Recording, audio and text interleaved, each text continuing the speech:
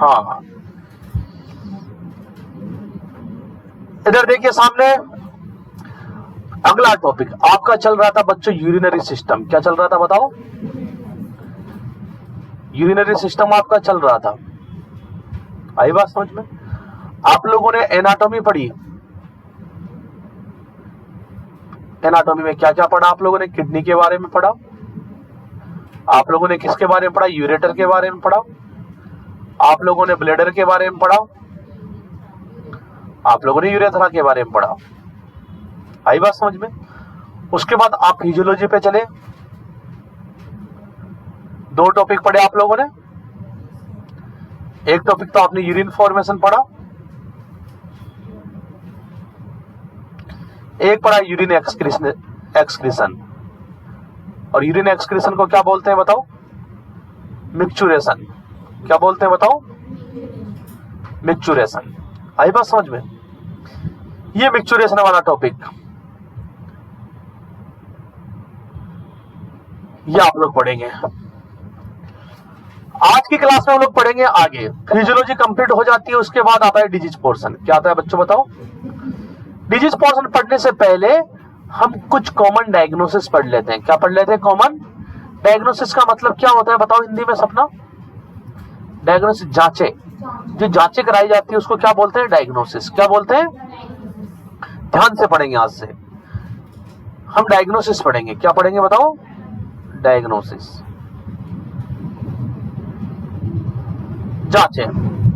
कौन कौन सी जांचें की जाती है आपके? देखो, अगर यूरिनरी सिस्टम में कोई दिक्कत आ जाए तो कौन कौन सी जांचें आप लोग करवाते हो? देखिए आप कौन कौन सी जांचें करवाते हो। डायग्नोसिस की बात करते हैं हम लोग। सबसे पहली डायग्नोसिस जिसका नाम है यूरिन RM। यूरिन RM, आपको बता दूं बच्चों एक बात, यूरिन की सबसे ज्यादा कराई जाने वाली जांच ही है। इधर देखिए, इधर देखो, मैं आपको एक बहुत इंपॉर्टेंट बात बता देता हूं। हम क्या पढ़ रहे हैं? Urinary system. और यूरिनरी सिस्टम के अंदर हम जो डायग्नोसिस पढ़ रहे हैं वो किसकी जांच पढ़ रहे हैं? यूरिन की जांच। यूरिन की जांच करने के लिए सैंपल किसका लेना पड़ेगा? यूरिन का सैंपल लेना पड़ेगा। किसका? एक सवाल आप लोगों से पूछ लिया गया कि किडनी की फंक्शनिंग की जांच के लिए आप कौन सा टेस्ट कराते हो कि आपकी किडनी अच्छे से काम कर रही है या नहीं कर रही है? उसके लिए कौन सा टेस्ट कराते हो आप लोग? आप RFT कराते हो। क्या कराते हो आप लोग? हाँ, KFT भी जिसे बोलते हैं, RFT भी बोलते हैं, रीनल फंक्शनल टेस्ट या किडनी फंक्शनल टेस्ट, है ना, वो अलग चीज है। इधर देखो, अगर एग्जाम के अंदर पूछ लिया जाए कि आपकी किडनी प्रॉपर काम कर रही है या नहीं कर रही, उसके लिए आप कौन सा टेस्ट कराते हो? RFT। कौन सा कराते हो? और RFT के टेस्ट के लिए आप सैंपलिंग कहां से लेते हो? ब्लड से सैंपलिंग लेते हो। आगे बात समझ में? कहां से लेते हो? हम कौन से डायग्नोसिस पढ़ेंगे जिसमें यूरिन का सैंपल लिया जाता हो? किसका सैंपल लिया जाता हो बच्चों? तो सबसे पहला टेस्ट है हमारे पास यूरिन RM। यूरिन का सैंपल लेके जो सबसे ज्यादा जांच कराई गई है आज तक, सबसे ज्यादा जो जांच कराई जाती है वो कौन सी कराई जाती है? Urine RM। कौन सी कराई जाती है? इसकी फुल फॉर्म, इस RM की फुल फॉर्म देखेंगे बच्चों। यूरिन का मतलब तो यूरिन हो गया, RM का मतलब होता है routine microscopy. Routine microscopy. Sample कहां से लेंगे बताओ? यूरिन से लेंगे। अब पूछा जाएगा बच्चों कि यूरिन RM कराने के लिए आप सैंपल लेने का सबसे बेस्ट टाइम कौन सा है? तो सबसे बेस्ट टाइम होगा अर्ली मॉर्निंग में। कब बताओ? हाँ, sample obtain in early morning. Early morning के अंदर कितना अमाउंट लेंगे? सैंपल का अमाउंट कितना रहेगा बताओ? Sample amount 15 ml। कितना रहेगा बताओ? हाँ, और आपको बता दूं बच्चों, ये सबसे मोस्ट कॉमन डायग्नोसिस है, सबसे ज्यादा किया जाने वाला डायग्नोसिस है। किसके लिए? रीनल सिस्टम की जांच करने के लिए। किस सिस्टम की जांच करने के लिए? Renal system. किसे कहते हैं? यूरिनरी सिस्टम को। किसको कहते हैं बताओ? यूरिनरी सिस्टम को हम रीनल सिस्टम कहते हैं। चाहे यूरिनरी सिस्टम को या रीनल सिस्टम को एक ही बात है। तो आपसे पूछा जाए कि यूरिनरी सिस्टम में सबसे ज्यादा कौन सी जांच कराई जाती है, तो क्या बताएंगे? Urine RM. तो मोस्ट कॉमन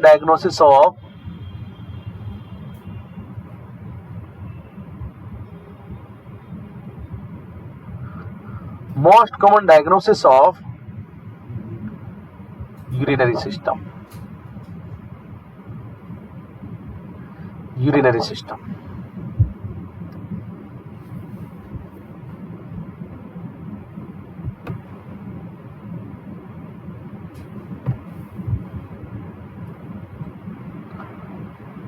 दूसरी जांच आपके पास में है urine CS.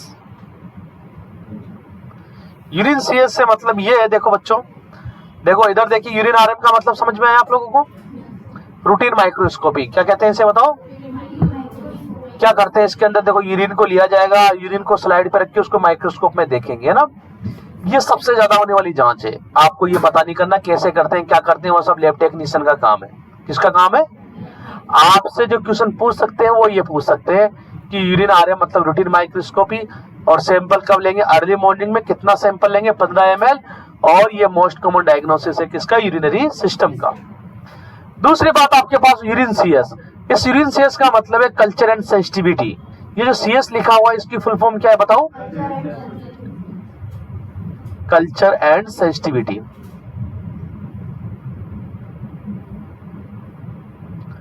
Culture and sensitivity ये क्यों कराते हैं बच्चों? देखो, ये इसलिए कराया जाता है कि आपकी यूरिन के अंदर कोई माइक्रो ऑर्गेनिज्म प्रेजेंट तो नहीं है, उसको देखने के लिए। इधर देखिए, मेरी बात को सुनिए। ये जो यूरिन सीएस है, यूरिन कल्चर एंड सेंसिटिविटी जो टेस्ट है, ये क्यों कराते हैं?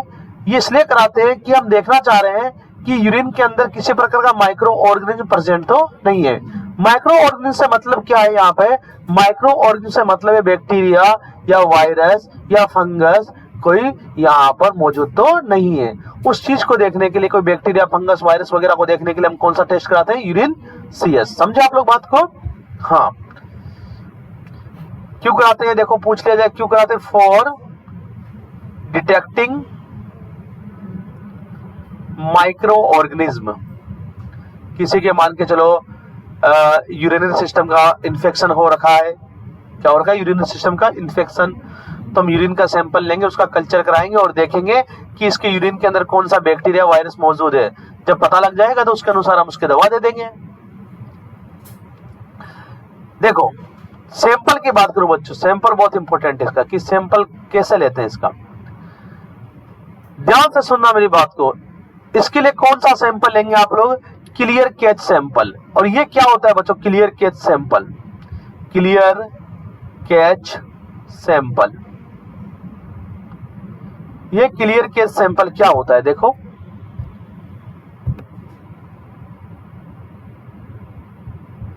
क्लियर कैच सैंपल का मतलब ये होता है कि क्लियर यूरिन लेना। कौन सा यूरिन लेना बताओ? हाँ, साफ यूरिन लेना। अब साफ यूरिन कैसे? देखो, साफ यूरिन कैसे लेंगे? क्लियर यूरिन लेना। साफ यूरिन कैसे लेंगे आप लोग? इधर देखिए, clear case sample, clear urine लेना। क्लियर यूरिन या साफ यूरिन कैसे लेंगे आप लोग? इधर देखिए कैसे करते हैं। देखो, इधर देखो, क्लियर केस सैंपल लेने के लिए यूरिन का कौन सा सैंपल लेना? वो क्लियर केस, मतलब क्लियर यूरिन लेना है। क्या करते हैं बच्चों? इधर सुनिए कि हम सैंपल ले रहे हैं किसी मरीज का, मान के चलो यूरिन का, तो हम उससे कहेंगे कि जो शुरुआत में जो यूरिन आ रहा है, जैसे वो यूरिन करने के लिए बैठा या खड़ा हुआ, तो जो शुरुआत में जो यूरिन आ रहा है वो नहीं लेना, एंड वाला भी नहीं लेना, बीच वाला लेना है। कौन सा लेना है? आगे बात समझ में? जो बीच वाला जो यूरिन हम लोग लेंगे वही क्या होता है? Clear catch urine. आगे बात समझ में? बीच वाला यूरिन कैसे बताओ? हाँ, कैसे कहेंगे उसको? कि जो शुरुआत में जो तुम्हारा यूरिन निकल रहा है उसको मत लेना, और एंड में मत लेना, जो बीच में जो आएगा उसको लेना। अगर बीच में आने का मतलब जो बीच में निकल रहा है उसको लेना है। समझे बात को? इसी को क्लियर कैच यूरिन कहते हैं। तो क्लियर कैच यूरिन लेने का जो मेथड है, आपसे पूछा जाए कौन सा मेथड आप यूज करेंगे क्लियर कैच यूरिन का सैंपल लेने के लिए, तो आप कौन सा मेथड यूज करेंगे? बीच वाला यूरिन लेंगे। बीच वाला यूरिन लेने को क्या कहेंगे आप लोग? Mid stream. कौन सा बताओ? स्ट्रीम का मतलब धारा, स्ट्रीम का मतलब, मिड का मतलब बीच वाली। कौन सी धार लेनी है यूरिन की? बीच वाली जो धार में निकलता है ना यूरिन, तो अरे धार से निकलता है ना, मिड स्ट्रीम यूरिन। एक तो ये हो गया, क्लियर है। अगर किसी के मिड स्ट्रीम यूरिन नहीं आ रहा बच्चों, ये देखो इधर ध्यान से सुनिएगा मेरी बात को, क्लियर केस सैंपल लेने का सबसे कॉमन तरीका कौन सा है बताओ? Mid stream urine. कौन सा है? और हिंदी में बात करें तो क्या कहेंगे इसको? बीच की धारा, बीच की धार है ना, जिसे बीच की धार, आप यूरिन की बीच की धार। लेकिन अगर किसी के मिड स्ट्रीम यूरिन नहीं निकल पा रहा, मान के चलो कहीं ब्लॉकेज वगैरह है ना, और यूरिन बाहर नहीं आ पा रहा है, तो हम लोग फिर इंजेक्शन से लेंगे उसका सैंपल। किससे लेंगे? कैसे इंजेक्शन लेंगे? आप एक इंजेक्शन को आप डालेंगे ब्लेडर में। किस में डालेंगे? और ब्लेडर से खींच के जो यूरिन निकाल लेंगे, वो भी बिल्कुल क्लियर यूरिन आएगा। वो सबसे क्लियर यूरिन है। आई बात समझे? सबसे क्लियर यूरिन कैसे आएगा? जो ब्लेडर में मौजूद है वो सबसे क्लियर यूरिन है ना, जो ब्लेडर में मौजूद है वो सबसे क्लियर यूरिन है। उसके अंदर क्या यूरिन यूरिन है, क्या है बताओ? जो भी चीज मौजूद है उसके अंदर एक्यूरेट मात्रा में मौजूद है। तो अगर मान के चलो किसी मरीज के यूरिन नहीं निकल रहा है, तो आप उसका सैंपल कैसे लोगे? यूरिन कहां से निकालोगे? सीधा ब्लेडर से। कैसे निकालोगे ब्लेडर से? इंजेक्शन के माध्यम से। आप एक नीडल डालोगे और नीडल से जो यूरिन निकल रहा है उसको क्या कर लेंगे? इकट्ठा कर लेंगे। तो ये देखो आपके पास में दो मेथड है क्लियर केस यूरिन लेने के। कितने मेथड है बताओ? कौन कौन से? एक तो मिड स्ट्रीम और एक सीधा किस में डालना? ब्लेडर में डालना। सीधा ब्लेडर में डालने को बोलते हैं सुप्राप्यूबिक। क्या बोलते हैं बच्चों बताओ? सुप्राप्यूबिक। सीधा आप ब्लेडर में डालोगे निडिल, उसको क्या बोलते हैं? सुप्राप्यूबिक। और ये सबसे बेस्ट तरीका है, ये सबसे बेस्ट तरीका है। आप लोगों से पूछा जाएगा कॉमन कौन सा है बताओ? Mid stream urine. और सबसे अच्छा कौन सा है बताओ? सुप्राप्यूबिक। आगे बात समझो, सबसे ज्यादा कौन सा यूज करते हैं और सबसे अच्छा कौन सा है बताओ? कर लेंगे एग्जाम में आ गया तो। तीसरा टेस्ट है आपके पास में, स्पेसिफिक ग्रेविटी टेस्ट।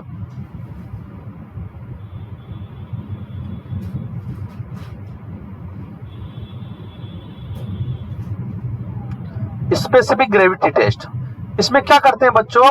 यूरिन का गाढ़ापन लेते हैं। क्या नापते हैं बताओ? स्पेसिफिक ग्रेविटी का मतलब क्या होता है बताओ? गाढ़ापन। क्या होता है बताओ? और नॉर्मल स्पेसिफिक ग्रेविटी कितनी होती है यूरिन की बताओ? नॉर्मल बताओ, नॉर्मल कितने? 1.0162 1.025। याद है ना आप लोगों को? हाँ, तो यूरिन का गाढ़ापन नापते हैं हम लोग यहाँ पे कौन सा टेस्ट करते हो? यूरिन का गाढ़ापन। और यूरिन का गाढ़ापन नापने के लिए आप यहाँ पर एक इंस्ट्रूमेंट यूज करते हो जिसका नाम है रिफ्रैक्टोमीटर। क्या नाम है बताओ? ये पूछा गया क्वेश्चन है, रिफ्रैक्टोमीटर। आई बात समझ में? ये पूछा गया क्वेश्चन है कि यूरिन का गाढ़ापन नापने के लिए कौन सा इंस्ट्रूमेंट यूज किया जाता है बताओ? रिफ्रैक्टोमीटर। क्लियर है बच्चों आपके माइंड में? बोलिए क्लियर है नहीं?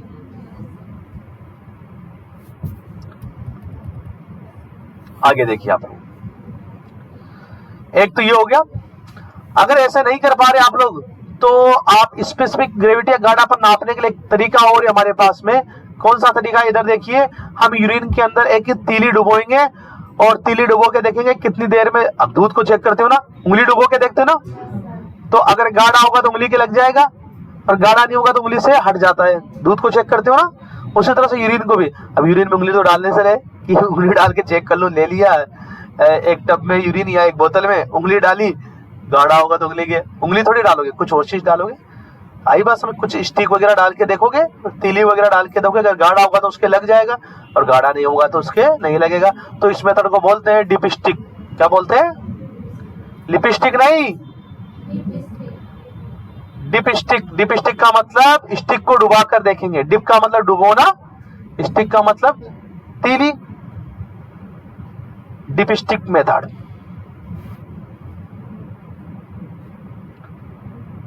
अब इधर देखो बच्चों, आप लोगों से पूछा जाएगा कि यूरिन का गाढ़ापन नापने का सबसे कॉमन तरीका कौन सा? यही है सबसे कॉमन तरीका, मोस्ट कॉमन। यूरिन का गाढ़ापन नापने का सबसे कॉमन तरीका कौन सा है? यही है, जो दूध को नापने का है ना।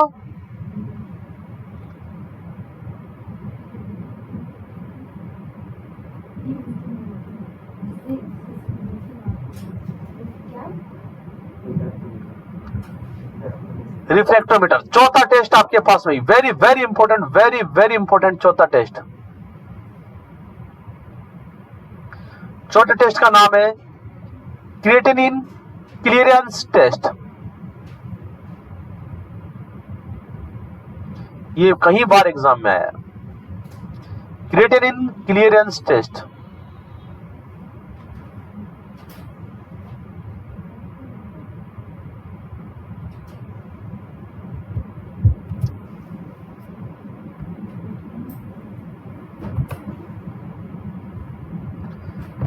देखिए वेरी वेरी इंपॉर्टेंट, समझेंगे बच्चों, बहुत बार आया है। सबसे पहले आप लोगों से पूछा जाएगा क्रिएटिनिन क्लियरेंस टेस्ट क्यों किया जाता है, क्यों किया जाता है, इसका यूज क्या है। आपको मैं बता दूं, ये सबको याद होना चाहिए, GFR का असेसमेंट करने के लिए। ये GFR क्या है बताओ? Filtration rate. इसकी जांच करने के लिए आप कौन सा टेस्ट करते हो बताओ? Creatinine clearance test. बात समझ में आई? यहां पर एक सवाल और आता है कि क्रिएटिनिन क्लियरेंस टेस्ट करने के लिए आप कौन से पदार्थ का इस्तेमाल करते हैं, कौन से पदार्थ का इस्तेमाल करते हैं? हाँ, कौन से पदार्थ का इस्तेमाल करते हैं? याद रखेंगे, इनुलिन, इंसुलिन नहीं, क्या इनुलिन। इनुलिन क्या होता है? एक पॉलीसेकेराइड होता है। क्या होता है बताओ? जानते हो ना पॉलीसेकेराइड क्या है बताओ? कार्बोहाइड्रेट है। क्या है बताओ? पढ़ाया हुआ है आप लोगों को? पॉलीसेकेराइड यूज करते हैं, उस मरीज को हम लोग खिलाते हैं पॉलीसेकेराइड, और उसके यूरिन के अंदर जांच करते हैं।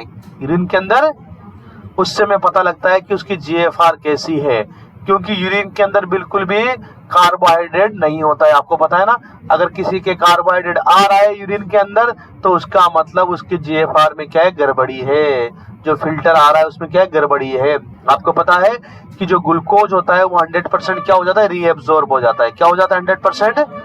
अगर यूरिन में दिखाई दे रहा है तो इसका मतलब उसमें गड़बड़ी है। ये क्वेश्चन आया हुआ है, क्या इस्तेमाल करते हैं? इनुलिन।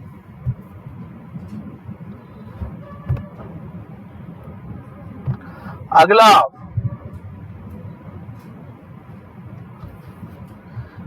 पांचवा, यूरिन एसिड टेस्ट।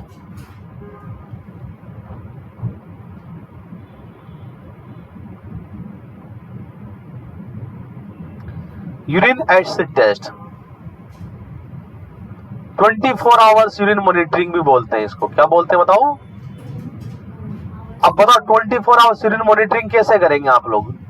अरे कैथेटर लगा के यूरोबैग लगा देंगे, या तो ये तरीका है, या फिर मरीज से क्या कहेंगे, जो भी यूरिन आ रहा है उसको कलेक्ट करो, यही कहोगे? जब तो 24 घंटे का यूरिन आप लोग मॉनिटर कर सकते हो। अगर वो वॉशरूम में जा रहा है 24 घंटे का यूरिन, तो क्या वापस निकालोगे वॉशरूम से? तो उसके लिए क्या कहेंगे आप लोग? यूरिन को कलेक्ट करने के लिए कहेंगे। यूरिन एसिड टेस्ट के लिए आपको 24 घंटे का यूरिन इकट्ठा करना पड़ेगा। 24 घंटे का यूरिन, अरे इसका नाम क्या? यूरिन एसिड टेस्ट का दूसरा नाम क्या है बताओ? 24 आवर्स, बोलो, 24 आवर्स यूरिन मॉनिटरिंग। और ये 24 आवर्स यूरिन मॉनिटरिंग कैसे करेंगे बच्चों? ध्यान से समझेगा, मैं एक बात समझा रहा हूं आप लोगों को, वेरी वेरी इंपॉर्टेंट। सामने देख लो, कभी समझ में नहीं आएगा। अगर आज नहीं समझा तो अभी, नहीं तो कभी नहीं। कैसे करेंगे देखो, 24 घंटे का यूरिन आउटपुट आपको चेक करना है। सुबह 8 बजे से लेके कल सुबह 8 बजे तक का, सुबह 8 बजे से लेकर कल सुबह। कैसे करेंगे? एक देखो, बहुत ही हार्ड है, उसको एक जग देंगे, बहुत हार्ड है चेक करना। उसको एक जग देंगे और उससे कहेंगे सुबह 8 बजे से लेके कल सुबह 8 बजे तक का जो भी यूरिन आ रहा है, मूत्र विसर्जन तो कर रहा है, उस मूत्र को क्या करना है? कलेक्ट करना है। लेकिन इसमें एक शर्त है। क्या शर्त है? फ्रिज में रखना है क्या? इसमें यह शर्त है कि जो शुरुआत का जो यूरिन आ रहा है उसको आपको इकट्ठा नहीं करना है। बीच, पागल, बीच वाला तो मिड स्ट्रीम हो गया, बीच वाला है, बीच वाला करोगे क्या? शुरुआत का मतलब जो सबसे पहले जो यूरिन आउटपुट निकाला है उसने, इधर सुनो, जैसे 8 बजे आप यूरिन कलेक्ट करना स्टार्ट करोगे तो उसने 8 बजे जो यूरिन निकाला है वो कलेक्ट नहीं करेंगे, उसके बाद वाले सारे कलेक्ट करेंगे। जो शुरुआत में जो यूरिन आएंगे उसको फेंक देंगे आप। क्यों? क्योंकि वो तो पहले से ब्लैडर में मौजूद था ना। अब ब्लैडर खाली हो गया, अब वो कितना पीता है और कितना निकालता है अभी तो पता चलेगा। अरे अभी एब्सेक है, इसकी कमाई का पता करना है तो सबसे पहले क्या करना पड़ेगा, इनके पिताजी की जितनी भी प्रॉपर्टी है उससे इनको बेदखल करना पड़ेगा। कपड़े उपड़े सब छीन के इसको पीके बना के छोड़ देंगे एक रेडिया देके, बस आई बात समझ में, पीके की तरह। अब पता चलेगा कि ये कितना कमाता है कितना नहीं, अभी तो पता चलेगा ना। इसीलिए 24 घंटे का यूरिन का पता कैसे चलेगा, वो तो ब्लैडर में पहले से भरा हुआ तो वो निकल गया। अब वो जितना पिएगा जितना निकालेगा अभी तो पता चलेगा, वो तो पहले से पी रखा था, पहले से इकट्ठा था, जो शुरुआत में जो यूरिन आया वो तो समझ गए बात को, ये समझ गया ना, यही है बात। तो आप 24 आवर्स यूरिन जब मॉनिटरिंग करते हैं, सबसे पहले जो यूरिन करता है उसको कलेक्ट नहीं करेंगे, सबसे पहले का यूरिन कलेक्ट नहीं करेंगे। अब मैं आप लोगों से पूछूं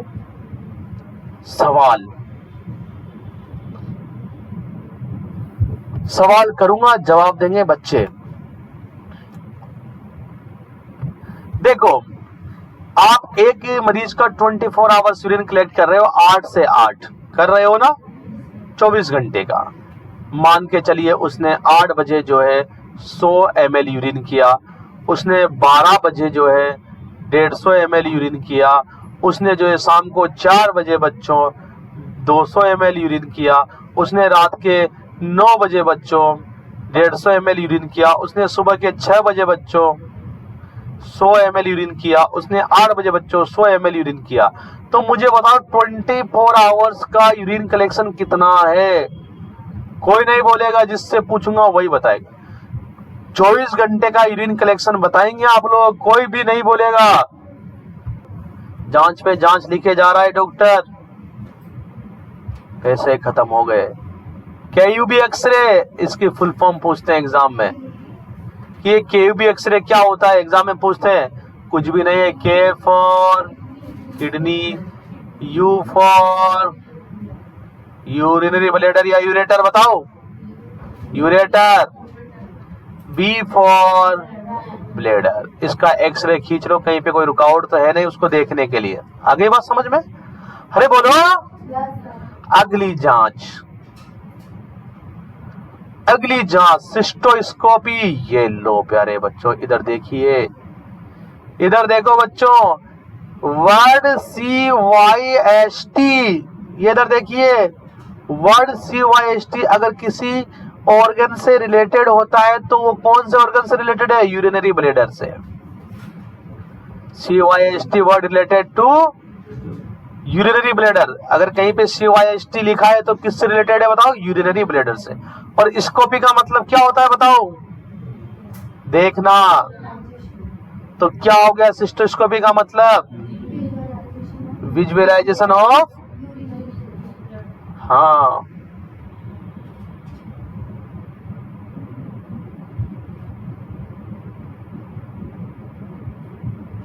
यूरिनरी ब्लैडर।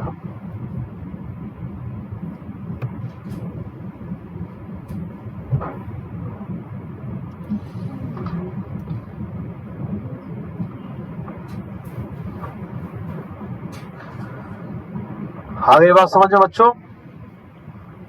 अब इसमें क्या करते हैं सिस्टोस्कोपी के अंदर? देखो, जैसे कोई महिला है, ये यूरिनरी ब्लैडर है उसका, इधर देखिए, सामने देखिए प्यारे बच्चों, सामने देखिए, ये यूरेथ्रा है। क्या है बताओ? मेल हो या फीमेल कोई भी, हम एक कैथेटर डालते हैं, एक पाइप डालते हैं बच्चों। क्या डालते हैं इसके अंदर? एक, और उस पाइप के आगे कैमरा लगा होता है। क्या लगा होता है बच्चों बताओ? कैमरा लगा होता है। यूरेथ्रा के थ्रू क्या डाल दिया? कैमरा नहीं, पाइप। तुम्हारा दिमाग खराब हो रखा है मुझे लग रहा है। क्या डाल दिया? पाइप। और पाइप के आगे क्या लगा हुआ है? छोटा सा कैमरा। आप सब चीज देख रहे हो। क्या देख रहे हो? अंदर कुछ प्रॉब्लम तो नहीं है ना? ब्लैडर के अंदर कहीं कटपट घाव वगैरह तो नहीं है? ब्लैडर के अंदर कोई जो है ट्यूमर वगैरह तो नहीं है? आई बात समझ? वो सब चीज कहाँ दिख रही है? बड़ी सी डिस्प्ले पे दिख रही है। कैमरा तो छोटा सा है लेकिन वो अंदर से कैच करके कहाँ दिखा रहा है? बड़ी सी डिस्प्ले पे आपको दिखा रहा है। देख लिया? कैमरा बाहर निकाल लिया, कैमरा बाहर। इस कैमरे को जब बाहर निकालते हैं इस यूरिन, कैथेटर, कैथेटर का मतलब क्या होता है? पाइप। कैथेटर का मतलब, आज के बाद ध्यान रखना, कैथेटर का मतलब वो नहीं है कि पेशाब वाली नलकी। तुम्हारे दिमाग में तो यही फिट है कि कैथेटर का मतलब क्या है? पेशाब वाली नलकी। नहीं, कैथेटर का सभी पाइप को क्या बोलते हैं? कैथेटर। जो भी पाइप आप यूज करते हैं मेडिकल फील्ड के अंदर, उनको क्या बोलते हैं बच्चों? कैथेटर। जो भी पाइप आप मेडिकल फील्ड में यूज करते, तुम्हारे दिमाग में। तो देखो बच्चों क्या होता है, इधर देखिए, ये आप सिस्टोस्कोपी कर रहे हैं। क्या कर रहे हैं बताओ? जब पाइप को आप बाहर निकाल रहे हैं तो थोड़ा बहुत कटपट लग सकता है आसपास में, दिक्कत नहीं है। मरीज आएगा, कहेगा कि मेरा थोड़ा पिंक पिंक सा यूरिन आ रहा है। क्या आ रहा है? उसमें थोड़ा सा ब्लड मिला हुआ है, इसलिए पिंक पिंक आ रहा है। तो सिस्टोस्कोपी के बाद एक क्वेश्चन आया हुआ है, मैं आपको बता दूं। सिस्टोस्कोपी के बाद में पिंक कलर का यूरिन आना नॉर्मल है। आप मरीज से कहेंगे अभी 2-3 बार आएगा, उसके बाद क्या हो जाएगा? बंद हो जाएगा। आई बात समझ में?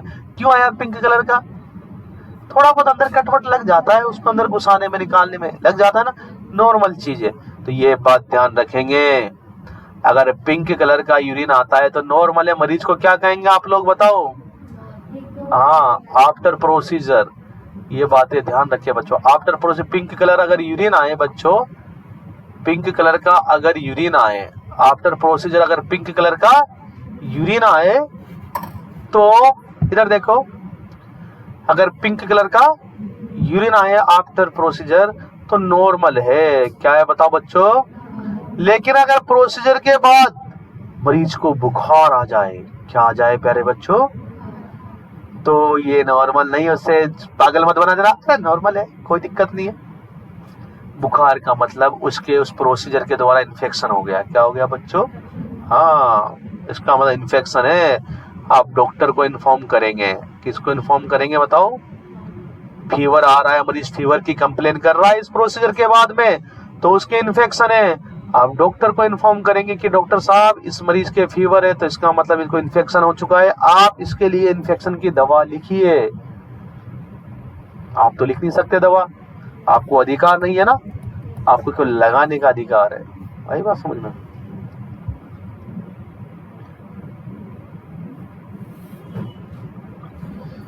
आगे देखिए आप लोग, बात करते हैं बच्चों आगे आरएफटी की। आरएफटी ये तो सभी ने सुना होगा। ऐसा कोई इंसान है तुम में से जिसने आज तक आरएफटी का नाम भी नहीं सुना? सबने सुना है ना? तो फुल फॉर्म बताई जाए। Renal functional test. बताओ इसका सैंपल कहां से लिया जाएगा बच्चों? सैंपल कहां से लिया जाएगा? ब्लड से लिया जाता है आरएफटी का सैंपल। पता है ना आप लोगों को, आरएफटी की जांच होती है, सैंपल कहां से लेते हैं? ब्लड से लिया जाएगा। कहां से लिया जाएगा बताओ बच्चों? ब्लड से। अब आरएफटी की जांच के लिए भी जो सैंपल ब्लड से लिया जा रहा है, ध्यान से समझिएगा प्यारे बच्चों, लिख लिया आप लोगों ने? आरएफटी की जांच के लिए जो सैंपल लिया जा रहा है ब्लड से, उसकी सही टाइमिंग क्या है? कब ले? अर्ली मॉर्निंग में ले बच्चों। कब ले बताओ? हाँ, अर्ली मॉर्निंग में उसकी जांच ले। सैंपल अर्ली मॉर्निंग में ले। कब लूं सर? 6 बजे ले ले। कब ले ले बताओ? सुबह जब वो उठे तब ले ले। और इसमें मेन चीज क्या होता है बताओ बच्चों? यूरिया को देखते हैं। किसको देखते हैं? यूरिया एंड क्रिएटिनिन देखा जाता है। क्या देखा जाता है? यूरिया एंड, मेनली क्या देखा जाता है आरएफटी के अंदर बताओ? यूरिया एंड क्रिएटिनिन देखा जाता है मेनली। आप लोगों को बहुत ध्यान देने की बात है। इधर देखो बच्चों, हाँ हाँ, अर्ली मॉर्निंग में। टाइम पूछ रहे हो 6 बजे, क्योंकि ज्यादातर लोगों का उठने का समय 6 बजे। ऐसा तो अर्ली मॉर्निंग उठ जाओ, 4 बजे जाके उठे, उठ जा, तेरा सैंपल लेना है। एक तो 4 बजे जाके तुम 4 बजे उठ गए, रात की ड्यूटी है, 4 बजे उसको डिस्टर्ब, उठ तेरा सैंपल लेना है। तो ऐसा नहीं है बच्चों, आई बात समझ में? अकॉर्डिंग टू प्रोटोकॉल हम मरीज को 10 से लेके, वैसे मेनली आपको बता दूं 10 से 6 बजे तक हम इसको डिस्टर्ब नहीं करते। आपको बता दूं, लास्ट अगर दवा लगाई जाए तो 10 बजे लगाई जाए और फिर सुबह 6 बजे लगाई जाए दवा। बीच में हाँ वो गलत है, वो जो 12 बजे जो इंजेक्शन लगते हैं वो गलत है। मैं आपको बता दूं, जो मेनली 10 से लेके और सुबह 6 बजे तक का जो टाइम है मरीज के रेस्ट करने का टाइम है, क्योंकि बीमारी सबसे ज्यादा रेस्ट से सही होती है। आए बात समझ? हाँ 2-2 बजे लगा रहे हो, जगह जगह के उठ रहे, दवा निकाल, हाँ फिर मजा आ जाता है तुम्हारे। तो सुबह 6 बजे न बजे 6 बजे, ऐसा नहीं तुम 4 बजे उठते हो तो तुम उसको 4 बजे उठा दो, उठ तेरा सैंपल निकालना है, नहीं। तो इसमें मेनली क्या देखा जाता है बच्चों? देखो यूरिया और क्रिएटिनिन देखा जाता है। क्या देखा जाता है मेनली? हाँ, और सबसे मेन चीज जो इसमें बच्चों ये है क्रिएटिनिन, स्पेलिंग देखो ये रही क्रिएटिनिन, मेन चीज। सर कैसे मेन है बताइए मुझे, कैसे मेन है? मेन इसलिए कि इसी से पता लगता है कि आपकी किडनी सही से काम कर रही है या नहीं कर रही। तो क्या लिखूं सर? ये लिख दूं कि ये जो है किडनी के सही काम को दर्शाता है, यही लिख दूं? अगर हम थोड़ा सा सही सुधार करके लिखें इस बात को तो आप लिखेंगे कि ये बायोलॉजिकल मार्कर है। क्रिएटिनिन क्या है बताओ बच्चों? बायोलॉजिकल मार्कर है। किसका बायोलॉजिकल मार्कर है? किडनी फंक्शनिंग का। किसका? Of kidney health. किडनी की जो हेल्थ है उसका बायोलॉजिकल मार्कर है क्रिएटिनिन। अगर ये नॉर्मल है तो आपकी किडनी क्या है बच्चों? नॉर्मल है, सही है। और नॉर्मल कितना होता है क्रिएटिनिन? आपको याद, आज के बाद कोई भी नहीं बोलेगा। 0.6 to 1.2 कितना होता है बच्चों बताओ? हाँ 0.6 to 1.6 से 12। लेकिन आप ये यूनिवर्सल याद रखेंगे बच्चों ना, हमारा मेन टारगेट यहाँ पर सिलेक्शन लेना है। आगे बात सुन, ना कि किसी की जांच देखना। ये हम लोग क्यों आए? बस फिर बात की बात देखी जाएगी ना। हाँ मेन टारगेट आपका सिलेक्शन लेना है यहाँ पे कि आपको ऑप्शन में क्या देखने को मिलेगा। अगली जांच रीनल बायोप्सी। ये क्या है बच्चों? बायोप्सी में क्या करते हो बताओ? बायोप्सी की एक नीडल आती है, इधर देखिए, उस नीडल के माध्यम से हम थोड़ा सा टिश्यू का टुकड़ा ले लेते हैं। क्या ले लेते हैं? और उस टिश्यू के टुकड़े को माइक्रोस्कोप में देखते हैं, उसका माइक्रोस्कोपिक स्टडी की जाती है, उसकी हिस्टोलॉजी की जाती है, उसकी सेल्स को देखा जाता है। किसको देखा जाता है?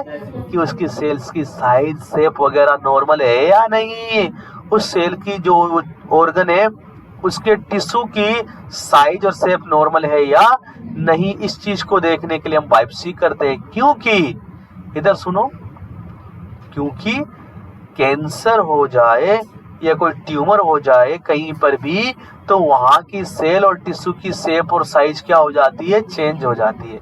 आपने देखा था मेटाप्लेसिया, डिस्प्लेसिया, एनाप्लेसिया, इन सब चीजों को देखने के लिए हम क्या करते हैं? बायोप्सी करते हैं। क्या करते हैं बताओ? क्या करते हैं?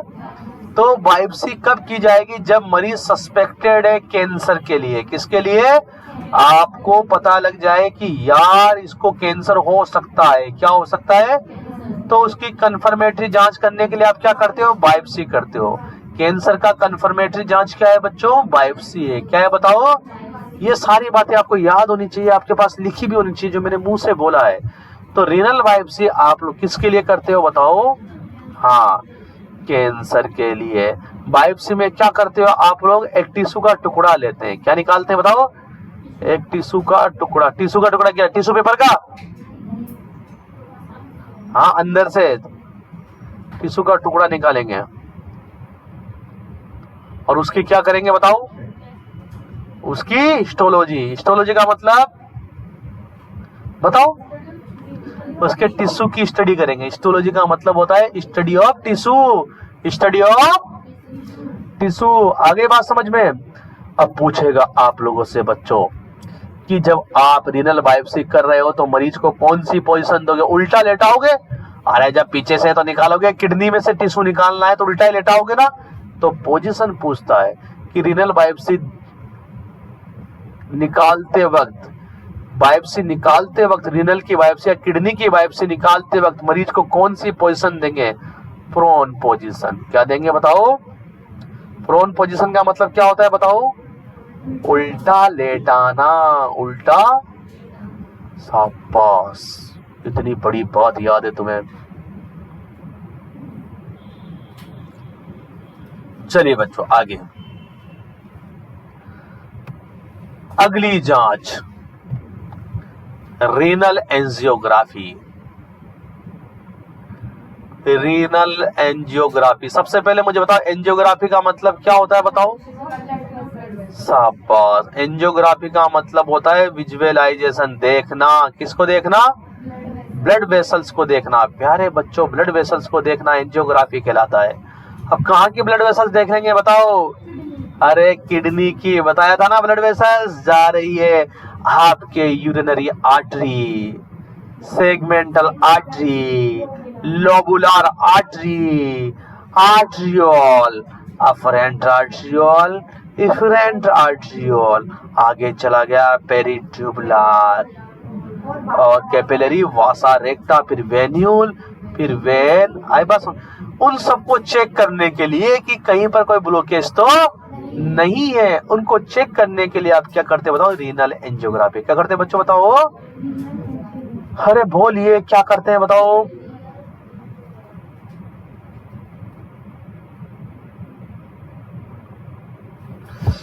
ये तो हो गया रीनल एंजियोग्राफी। अब देखिए बच्चों, आपके कहीं यूरेटर वगैरह में कहीं पे, जो आपको पता है यूरिन कहाँ बनता है? नेफ्रॉन में। नेफ्रॉन से कहाँ आता है? Pyramid, papilla, minor calyx, major calyx, renal pelvic, ureter. ये एक रास्ता है, यूरिन का ब्लैडर तक आने का रास्ता है, यूरिन का ब्लैडर तक आने का। अगर इस रास्ते में कोई रुकावट है, अगर इस रास्ते में कोई, उस रुकावट को देखने के लिए हम पाइलोरोग्राम करते हैं। क्या करते हैं? अगर ब्लड वेसल्स में कोई रुकावट है, उसको ब्लड वेसल्स को देखना है तो क्या करेंगे? Renal angiography. ये तो ब्लड वेसल से संबंध है इसका। किससे संबंध है? लेकिन अगर आपसे पूछ लिया जाए बच्चों कि रीनल पाइलोरोग्राम क्यों करते हैं, तो आप क्या कहेंगे? यूरिन के पाथवे में कोई ऑब्स्ट्रक्शन है, उसकी जांच करने के लिए। कोई चीज जमा तो नहीं हो गई रास्ते के अंदर, रास्ता रुक तो नहीं गया, रास्ता रुक तो नहीं गया, उसको देखने के लिए हम क्या करते हैं? रीनल पाइलोरोग्राम। क्या करते हैं प्यारे बच्चों? रीनल पाइलोरोग्राम। शाबाश, बहुत ही ज्यादा इंटेलिजेंट, इतने ज्यादा इंटेलिजेंट। रीनल पाइलोरोग्राम क्यों करते हैं बताओ? देखो, पेपिला हुआ, माइनर कैलिक्स हुआ, मेजर कैलिक्स हुआ, रीनल पेल्विक हुआ या यूरेटर हुआ, इनमें कोई ऑब्स्ट्रक्शन है, इनमें कोई रुकावट है, इनमें कोई रुकावट है, इसको आपको देखना है या पता करना है तो कौन सी जांच कराओगे बताओ? अरे किसी किसी के स्टोन हो जाता है तभी रुकावट आ जाती है ना इन नलियों में। स्टोन वाले मरीज की रुकावट आ जाती है, कैसे पता करेंगे? यही कराएंगे प्यारे बच्चों। क्या कराएंगे? रीनल पाइलोरोग्राम। अरे समझे या नहीं समझे बताओ? समझ गए? हाँ, इसमें क्या करते बच्चों आप देखो, इधर सुनो, एक डाई डाल देते हो यूरेथ्रा के थ्रू, वो डाई ऊपर चली जाती है और आप फोटो खींचते रहते हो। एक्सरा मतलब जहां पर भी रुकावट होगी डाई वहीं रुक जाएगी ना। डाई जानते हो, कलर, जहां पर भी रुकावट होगी डाई क्या होगी? वहीं रुक जाएगी। आपको पता लग जाएगा कि यहाँ पर जो है ब्लॉकेज है। अब ब्लॉकेज किसी वजह से हो सकता है। किस किस वजह से हो सकता है ब्लॉकेज? स्टोन की वजह से हो सकता है, कोई ट्यूमर हो जाए बीच में उस वजह से भी हो सकता है ना बच्चों, तो उसकी जांच करें। प्यारे बच्चों, ये आपके डायग्नोसिस कंप्लीट होते हैं। क्लियर? क्लियर है? आगे चलते हैं हम लोग।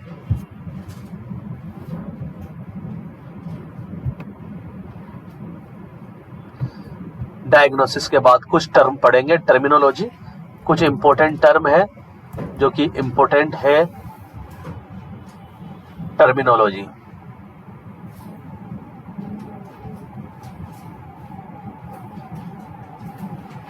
टर्मिनोलॉजी। सबसे पहला टर्म आपके पास सब याद रखेंगे, मुंह पर याद होना चाहिए। आपके घर के दरवाजे पर जहां पर वो लगे होते ना, वो काले से आप क्या कहते हैं उसको, मटकी, मटकी का क्या कहते हैं उसको? हाँ, तो वो लगाते हैं ना, एक मिलता है मार्केट के अंदर। हाँ, वो लगा देते ना मकानों पे, नजराग। हाँ, वो लगा देते हैं, वहीं पे इनको लगा देंगे ना, बड़ा सा, आते जाते देखते रहेंगे ना। तुम्हें याद हो जाना चाहिए। पहला नाम है एनूरिया। क्या नाम है? एनूरिया का मतलब जिन, इधर सुनो, किसी के अगर 100 ml से कम यूरिन आ रहा है तो आप कहेंगे एन्यूरिया। क्या बोलेंगे? एनूरिया। एनूरिया का मतलब यूरिन आउटपुट कितने से कम है बताओ? वो गलत है, वो ओलिगोयूरिया होता है। तुमने क्वेश्चन ही चेंज कर दिया, नहीं था। 100 ml से कम, अगर 100 ml से कम है तो क्या है बताओ? एनूरिया। उसके बाद ओलिगोयूरिया। ओलिगोयूरिया कब कहेंगे? 400 ml से कम। किससे कम बताओ? अरे यूरिन कितना आ रहा है बताओ? 400 ml से कम, तो क्या कहेंगे बताओ? ओलिगोयूरिया। बच्चों, पॉलीयूरिया किसे कहेंगे? पॉलीयूरिया। 2500 ml से ज्यादा यूरिन आ रहा है, किससे ज्यादा आ रहा है बताओ? साथ के साथ लिखें, दबादब। आगे अगला नाम एजोटीमिया। सबको याद होना चाहिए। एजोटीमिया का मतलब यूरिन में नाइट्रोजन पदार्थों का बढ़ जाना। नाइट्रोजन पदार्थ क्या होते हैं? अमोनिया, यूरिया, ये सब क्या होते हैं? नाइट्रोजन पदार्थ होते हैं। नाइट्रोजन पदार्थ क्या होते हैं बच्चों, बताइए मुझे, जिनमें नाइट्रोजन हो, जैसे अमोनिया हुआ, यूरिया हुआ, यूरिक एसिड हुआ। अगर ये सब बढ़ गए यूरिन के अंदर तो क्या कहेंगे आप लोग? क्या कहेंगे बताओ? ये सब बढ़ गए तो एजोटीमिया। क्या कहेंगे बताओ? बता लिया? ब्लड में, ये ब्लड के अंदर है। सॉरी, आपकी किडनी सही काम नहीं कर रही है। इधर सुनो मेरी बात को, आपकी किडनी सही काम है तो अपशिष्ट पदार्थ आपके ब्लड से फिल्टर होकर बाहर नहीं जा पा रहे। वो अपशिष्ट पदार्थ कहां पर कलेक्ट होते जा रहे हैं? ब्लड के अंदर, और बढ़ते जा रहे हैं। तो ब्लड के अंदर जब नाइट्रोजन पदार्थ बढ़ जाए तो क्या कहेंगे आप? एजोटीमिया। ब्लड के अंदर बढ़ना। किसमें बढ़ना बताओ? हाँ, एक ये देखो, ये मिया वर्ड लिखा हुआ है ना, MIA। हाँ, ये ब्लड से रिलेटेड होता है, ये बात ध्यान रखना। जहां पर भी ये आ जाए MIA वर्ड, मतलब किससे रिलेटेड है? ब्लड से। अब बताओ यूरेमिया, ये भी किससे रिलेटेड है बताओ? ब्लड से ही। ब्लड में क्या बढ़ जाना? यूरिया बढ़ जाना। ब्लड में यूरिया बढ़ जाना, ब्लड में यूरिया बढ़ जाना। नेक्स्ट आपके पास ग्लाइकोजूरिया।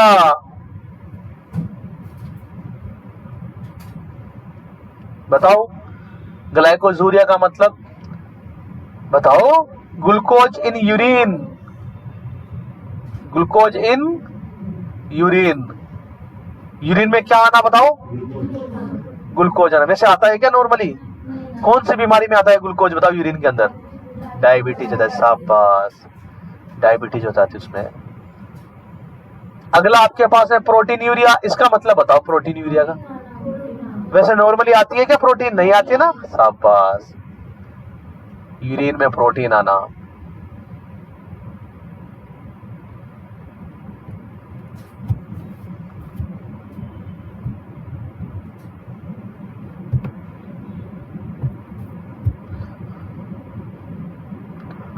अगला आपके पास में हेमेचूरिया। नाम तो ऐसे जैसे अचारों के नाम होते हैं ना, अचार। हिमेचूरिया है ना, हिमेचूरिया। हिमेचूरिया का मतलब ब्लड इन यूरिन। यूरिन में ब्लड या ब्लड में यूरिन? हाँ, यूरिन में ब्लड आना, ब्लड इन यूरिन। पेशाब के साथ खून आना। हिंदी में भी लिख सकते हो बच्चों। नोक्चूरिया, ये तो तगड़ा नाम है, नोक्चूरिया। ये क्या आ गया? अब देखो प्यारे बच्चों इधर देखिए, ये NOC का मतलब नोक का मतलब रात, क्या है बताओ? बस इसको वो गाना याद रखना, रात को आऊंगा मैं। जहां पर भी रात को कोई भी चीज आ रही है तो नॉक, आज के बाद रात को आऊंगा नहीं पढ़ेंगे, नॉक आऊंगा मैं। NOC का मतलब रात होता है। यहाँ पे क्या होता है? रात में ज्यादा यूरिन आना नॉक्चूरिया, रात में ज्यादा यूरिन आना nocturia. Excessive urination in night,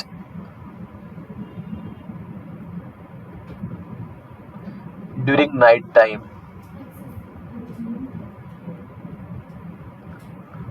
clear बच्चों? अरे बोलो। एक होता है डायूरेसिस, एक नाम ध्यान से सुनिएगा। डायूरेसिस का मतलब रात और दिन यूरिन ज्यादा आना, एक्सेसिव यूरिनेशन।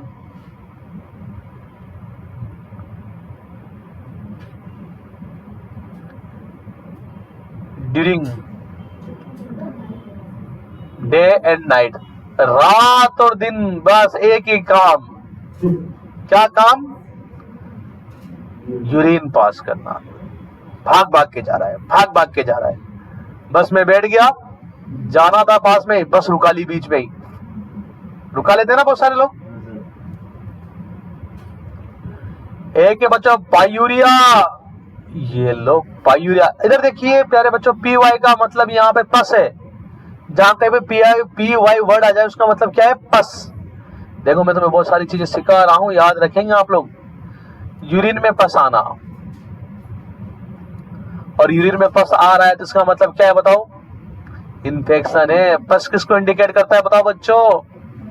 अरे बोलिए प्यारे बच्चों, पस किसको इंडिकेट करता है? इन्फेक्शन। कहां खो गए? हाँ कहां खो गए? कहां खो? बात चलेगी डिसऑर्डर की। पहला डिसऑर्डर आपके पास में nephrotic syndrome, very very important, exam के दृष्टि से बहुत ज्यादा इंपॉर्टेंट है। प्यारे बच्चों एक बात बता दूं इसके लिए, ये जो नेफ्रोटिक सिंड्रोम है ज्यादातर बच्चों में देखने को मिला है। किसमें देखने को मिला है बच्चों बताओ? और कौन से बच्चों में? 2 से 5 साल के बच्चों में। क्वेश्चन आया हुआ है एग्जाम के अंदर कि किस एज के बच्चों को नेफ्रोटिक सिंड्रोम सबसे ज्यादा होने के चांसेस होते हैं, तो आप क्या बताएंगे? 2 से 5 साल। कितने साल के बच्चों को? अब देखिए बच्चों क्या है, इसके बारे में हम बात करते हैं। नेफ्रोटिक सिंड्रोम, सिंड्रोम का मतलब होता है ग्रुप ऑफ सिम्टम्स, कि ऐसी बीमारी जिनमें बहुत सारे सिम्टम्स नजर आते हैं, बहुत सारे सिम्टम्स नजर आते हैं, उन्हें क्या कहते हैं? सिंड्रोम कहते हैं। क्या कहते हैं बच्चों बताओ? सिंड्रोम। बोलिए जोर से। हाँ, अब ये क्यों होता है बच्चों मैं आपको बता दूं। इधर देखिए प्यारे बच्चों, इधर देखिए, इधर देखिए, ये मैंने क्या बना दिया, कोई बता सकता है? वही बताएगा, बर्मन कैप्सूल। क्या बना दिया? और ये क्या बना दिया बताओ? ब्लड किधर से आ रहा है? यहाँ पे रुकेगा और फिल्टर होगा। बताओ कौन कौन सी चीजें फिल्टर नहीं हो सकती? प्रोटीन फिल्टर क्यों नहीं हो सकती? क्योंकि यहाँ की जो मेम्ब्रेन है वो इनको जाने नहीं देती। अगर मेम्ब्रेन खराब हो जाए तो जाने देगी। बस यही बीमारी है, हो गई, चलो घर पे। यहाँ पर जो ग्लोमेरुलस मेम्ब्रेन है वो डैमेज हो जाती है, जिसकी वजह से प्रोटीन निकलने लगता है। क्या निकलने लगता है? यूरिन के साथ प्रोटीन निकलने लगता है। तो किसकी कमी आ जाएगी आपके शरीर में? प्रोटीन की तो कमी आएगी, आई बात। और प्रोटीन की कमी की वजह से आपके शरीर के अंदर बहुत सारे सिम्टम नजर आ जाते हैं। पता है सबसे पहले क्या नजर आएगा? प्रोटीन की कमी हो जाएगी तो शाबाश, ईडीम आ जाएगी। क्या आ जाएगी? ईडीम आ जाती है ना, सबसे पहले ईडीम आ जाएगी, ईडीम दिखने लगेगी आपके। और बताओ प्रोटीन की कमी को से इम्यूनिटी कम हो जाती है, क्योंकि आपको पता है कि एंटीबॉडी भी किससे बनती है? प्रोटीन से बनती है। आई बात समझ में? और क्या होने लगेगा? आपकी बॉडी में एल्बुमिन की कमी आने लगेगी। आई बात समझ में? एल्बुमिन की। आपके बच्चों लिपिड बढ़ जाएगा। क्या बढ़ जाएगा बॉडी के अंदर? लिपिड इसलिए बढ़ जाता है कि लिपिड को प्रोटीन अपने साथ में जोड़ के रखता है। लिपिड को प्रोटीन, जब प्रोटीन की कमी आ जाती है तो लिपिड बढ़ जाता है। ध्यान रखिएगा बच्चों, प्रोटीन की कमी हो गई तो क्या बढ़ जाएगा? लिपिड। तो समझो, लिखेंगे यही बातें सारी के सारे। इस बीमारी के बारे में कोई कंफ्यूजन नहीं रहा ना आप लोगों को? देखो, हिंदी में लिखो, अपनी भाषा में लिखो। इस बीमारी में जो ग्लोमेरुलस की जो मेम्ब्रेन होती है वो डैमेज हो जाती है, जिसकी वजह से प्रोटीन फिल्टर होकर बर्मन कैप्सूल में चला जाता है और ये यूरिन के माध्यम से बाहर निकलने लगता है, जिसकी वजह से जो है बॉडी के अंदर प्रोटीन की कमी आ जाती है और लक्षण देखने को मिलते हैं। कौन से लक्षण देखने को मिलेंगे? प्रोटीन की कमी वाले। कौन से लक्षण देखने को मिलेंगे? मैं भी लिख रहा हूं, लेकिन आप अपनी भाषा में लिखिए बच्चों। It is group of symptoms, group of symptoms due to glomerulus membrane damage.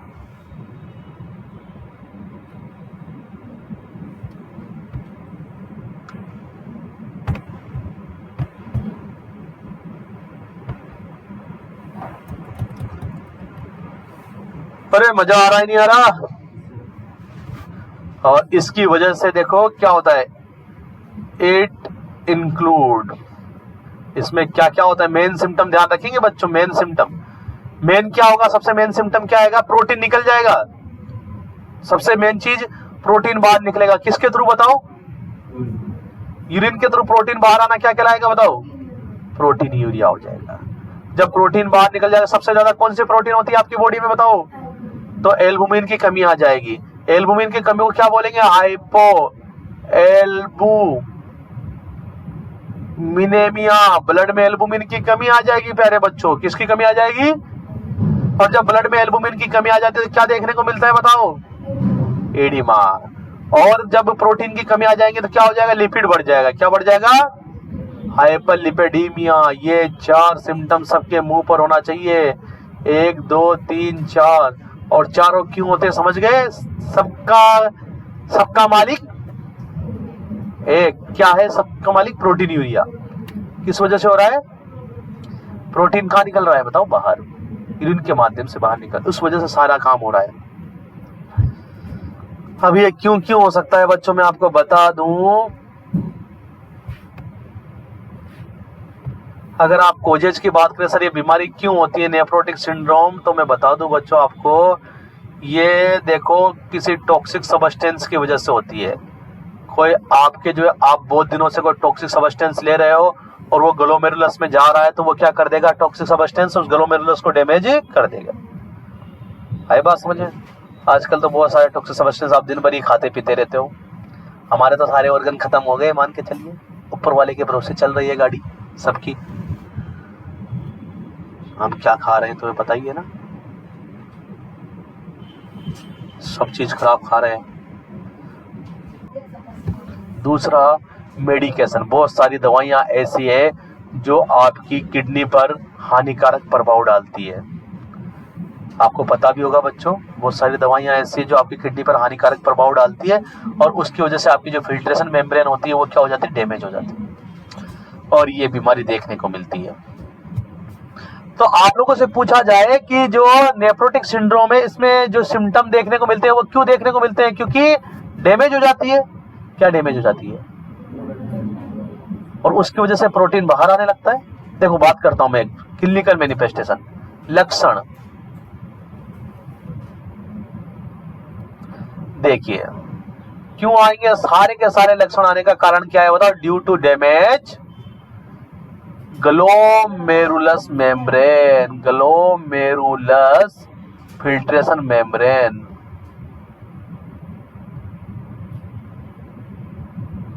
Glomerulus filtration membrane क्या हो गई बताओ बच्चों? डैमेज हो गई। क्या हो गई बताओ? डैमेज हो गई।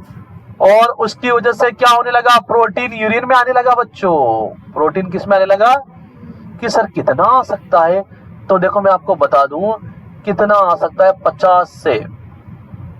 40 से 50 mg अगर पर डे आके प्रोटीन आ रहा है यूरिन के अंदर, ध्यान से सुनिएगा, तो फिर आपके लक्षण देखने को मिलेंगे। क्या देखने को मिलेंगे? क्या क्या हो जाएगा प्रोटीन यूरिया की वजह से? देखो एल्बुमिन की कमी, किसकी कमी बताओ? और एल्बुमिन की कमी को क्या बोलेंगे? हाइपो एल्बुमिनेमिया। जब एल्बुमिन की कमी हो जाएगी तो क्या आएगा बताओ? ईडिमा। क्या आएगी बताओ बच्चों?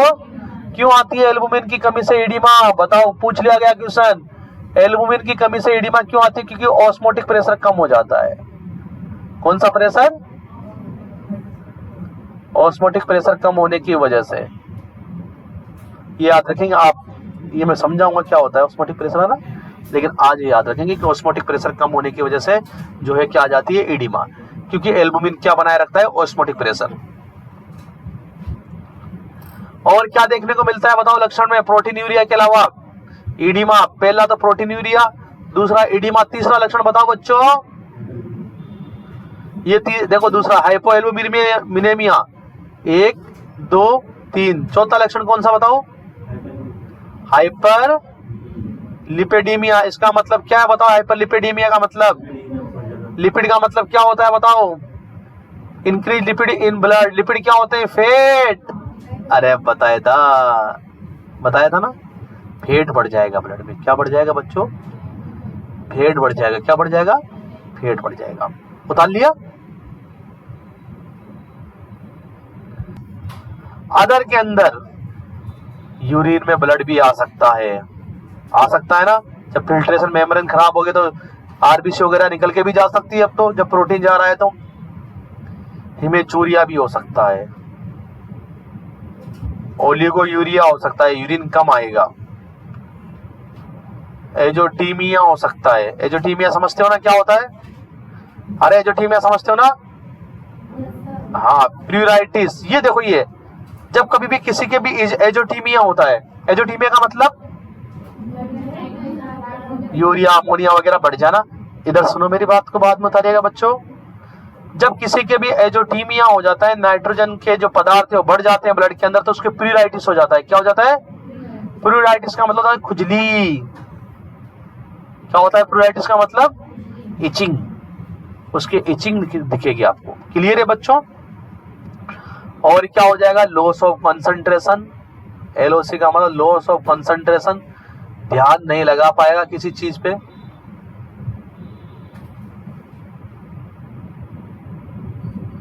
लॉस ऑफ कंसंट्रेशन, सही लिख देता हूं बड़ा सा, लॉस ऑफ कॉन्सेंट्रेट नहीं कर पाएगा, वो ध्यान नहीं लगा पाएगा चीजों पे। पढ़ाई में तो हो गई पढ़ाई उसकी तो। यूरेमिया, जानते हो यूरेमिया का मतलब? यूरेमिया का मतलब ब्लड में यूरिया बढ़ जाना, यूरेमिया हो जाएगा। क्या हो जाएगा बच्चों बताओ? बच्चों एक बात और ध्यान देंगे, एनीमिया भी देखने को मिलता है। अब इस चीज पे ध्यान देंगे, एनीमिया क्यों देखने को मिलता है यहाँ पे। आप कहेंगे सर ब्लड जो है यूरिन के माध्यम से बाहर निकल रहा है, इस वजह से एनीमिया देखने को मिलेगा। नहीं बच्चों, ऐसा नहीं है। देखो एनीमिया यहाँ पर होने का कारण क्या है मेन, मैं आपको एक बात बता रहा हूं। देखो बहुत इंपॉर्टेंट बात, ये आपने बच्चों यहाँ पर देखा नेफ्रॉन। क्या देखा बच्चों? अरे क्या देखा बच्चों बताओ? नेफ्रॉन देखा। आए बात समझ में? समझे नहीं समझे? अरे बताओ।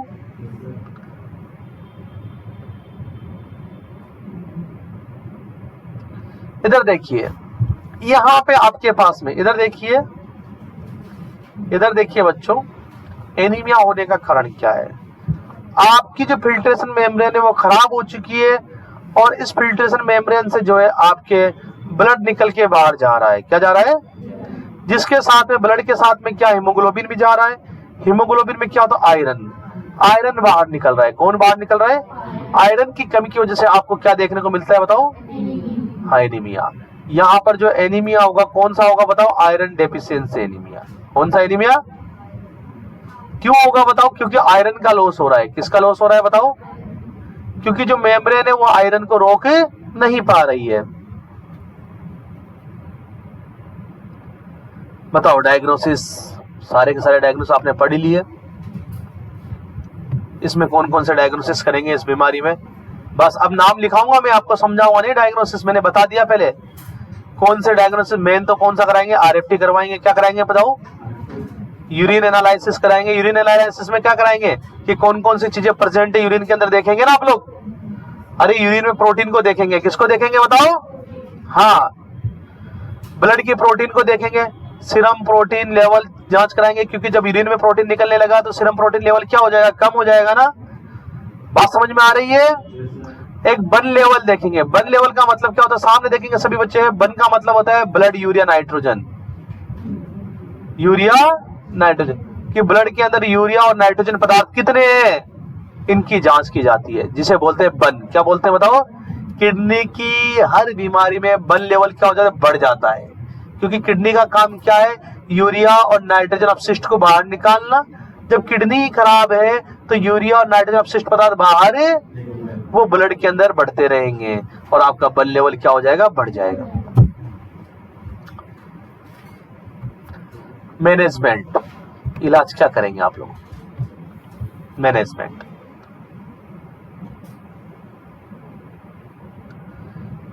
सबसे पहली चीज आप दवाई देंगे। कौन सी दवाई सबसे बढ़िया है? ड्रग ऑफ चॉइस कौन सी है इसके अंदर? देखो, ड्रग ऑफ चॉइस के अंदर आप यहाँ पर जो फिल्ट्रेशन मेम्ब्रेन है उसमें इन्फ्लामेशन हो गया था, खराब हो गई थी, किसकी वजह से बताओ? कोई टॉक्सिक सब्सटेंस और मेडिकेशन की वजह से। तो आप ऐसी दवा देंगे जो इन्फ्लामेशन को क्या करे? कम करे। बताओ, इन्फ्लामेशन को कम करने के लिए कौन सी दवाई दी जाती है? स्टेरॉइड। क्या देते हैं? यह बात ध्यान रखना, इन्फ्लामेशन को कम करने के लिए कौन सी दवा देंगे? स्टेरॉइड। तो यहां पर आपके सबसे अच्छी दवा जो होगी वो है कोर्टिकोस्टेरॉइड। क्या देंगे बताओ? हाँ, कोर्टिकोस्टेरॉइड, कोर्टिकोस्टेरॉइड देंगे। आगे बात समझ में? मरीज को यूरिन कम आ रहा है या ज्यादा आ रहा है इस बीमारी में? बताओ बताओ, इस बीमारी में यूरिन कम आ रहा है या ज्यादा आ रहा है? एक बार देखो, लिखा हुआ है ना, यूरिन कम आ रहा है ज्यादा आ रहा है? बताओ मरीज को इस बीमारी में, मतलब कम आ रहा है। तो यूरिन को बढ़ाने के लिए कौन सी दवाई देंगे बताओ? डायूरेटिक्स देंगे। क्या देंगे बताओ? हाँ। और बताओ, लिपिड बढ़ा हुआ है या कम है? हाँ, कोर्टिकोस्टेरॉइड देंगे। कोई भी कोर्टिकोस्टेरॉइड दे सकते हैं हम लोग, तो बस डायरेक्ट पढ़ेंगे।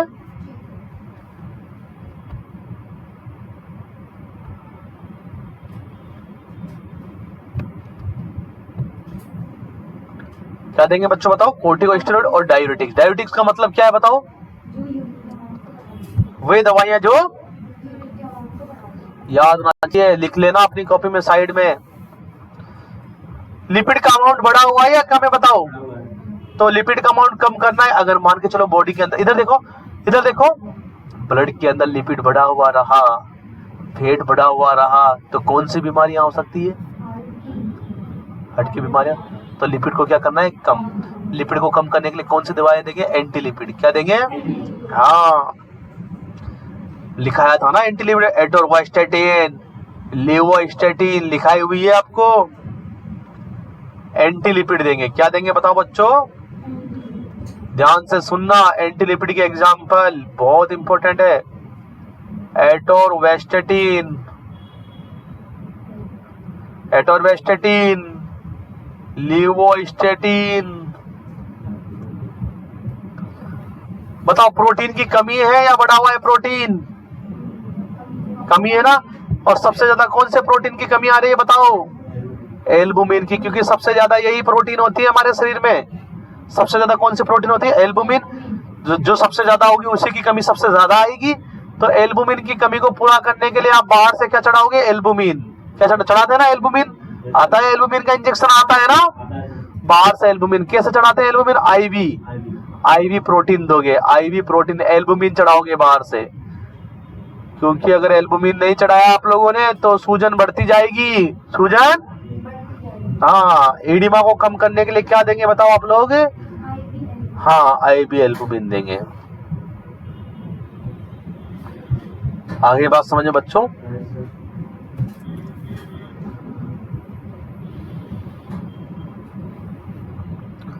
अब नर्सिंग इंटरवेंशन, ये आपने मैनेजमेंट देगा। एक नर्स होने के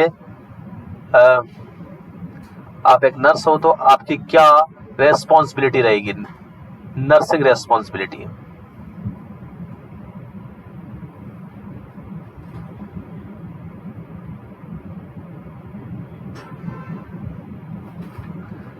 तो नर्सिंग रेस्पॉन्सिबिलिटी में सबसे पहले देखो बच्चों, ध्यान रखेंगे मेरी बात को, इधर देखो, उस आदमी के क्या आ रही है बताओ, ईडिमा आ रही है ना, सूजन आ रही है, तो बताओ उसको पानी ज्यादा पीने की सलाह दूं या कम पीने की सलाह दूं?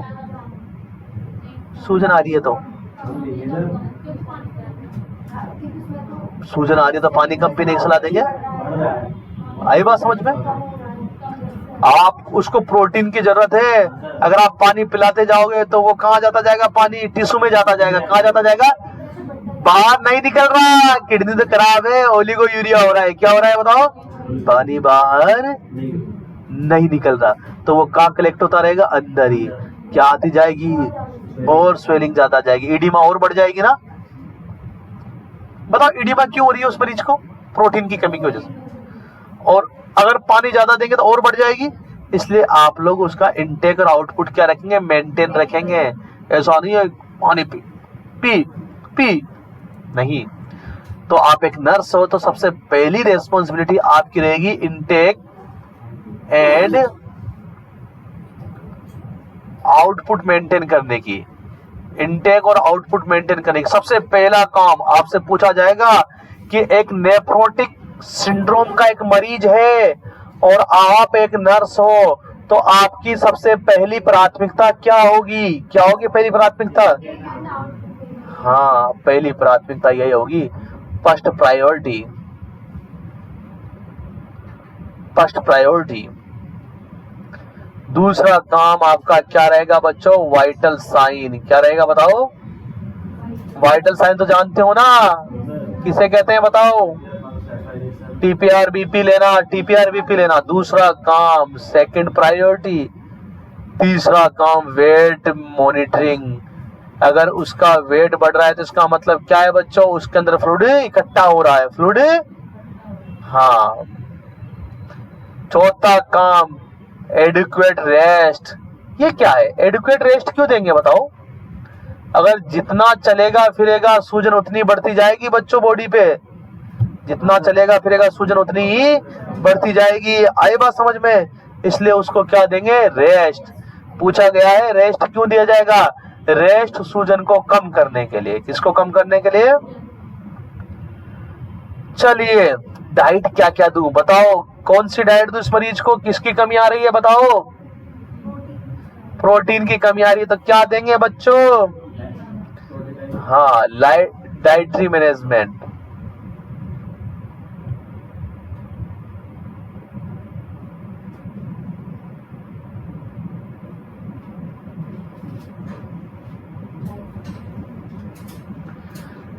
देखो बच्चों, अब मेरी बात सुनो, बहुत काम की चीज, तुमने दिमाग लगा लिया। इधर देखो बच्चों, डाइट कैसी दूं बताओ,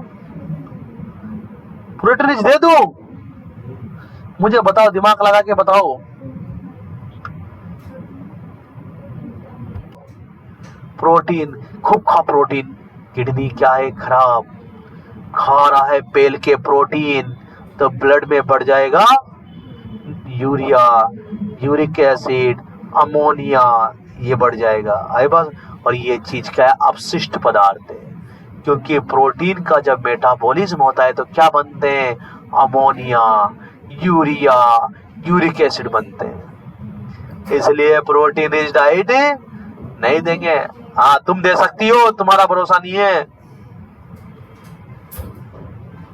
तो डाइटरी मैनेजमेंट में सबसे पहले लो प्रोटीन। बताओ फैट दे दूं ज्यादा, फैट ज्यादा दे दूं, फैट भी कम देना, फैट बढ़ा हुआ है प्यारे बच्चों, लो फैट। तो फिर एनर्जी के लिए क्या देना पड़ेगा, high carbohydrate. Low protein, low fat, high carbohydrate diet. आपकी जो डाइट रहेगी बच्चों, उसमें 60 से 70% आपको कार्बोहाइड्रेट इंक्लूड करना पड़ेगा। क्या देना पड़ेगा मरीज को, 60 से 70% कार्बोहाइड्रेट। बताओ फ्लूइड कितना दूं, फ्लूइड कम। हाँ, फ्लूइड भी कम लेने के लिए कहेंगे लो फ्लूइड इंटेक। क्यों बताओ? अरे ईडिमा आई हुई है ना प्यारे बच्चों, क्या आई हुई है बताओ? अगर आपने ये बीमारी सही नहीं कराई, नेफ्रोटिक सिंड्रोम चल रही है सालों साल, सालों साल ये बीमारी चल, तो आपके क्या हो सकता है बच्चों, किडनी पूरी तरह खराब, रीनल फेलियर। क्या हो सकता है?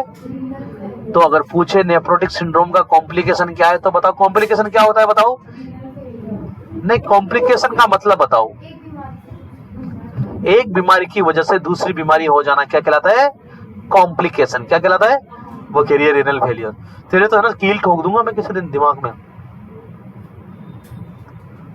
बिल्कुल ही दिमाग नहीं है। इधर देखो मेरी तरफ, पाव भाजी के बराबर दिमाग है बस।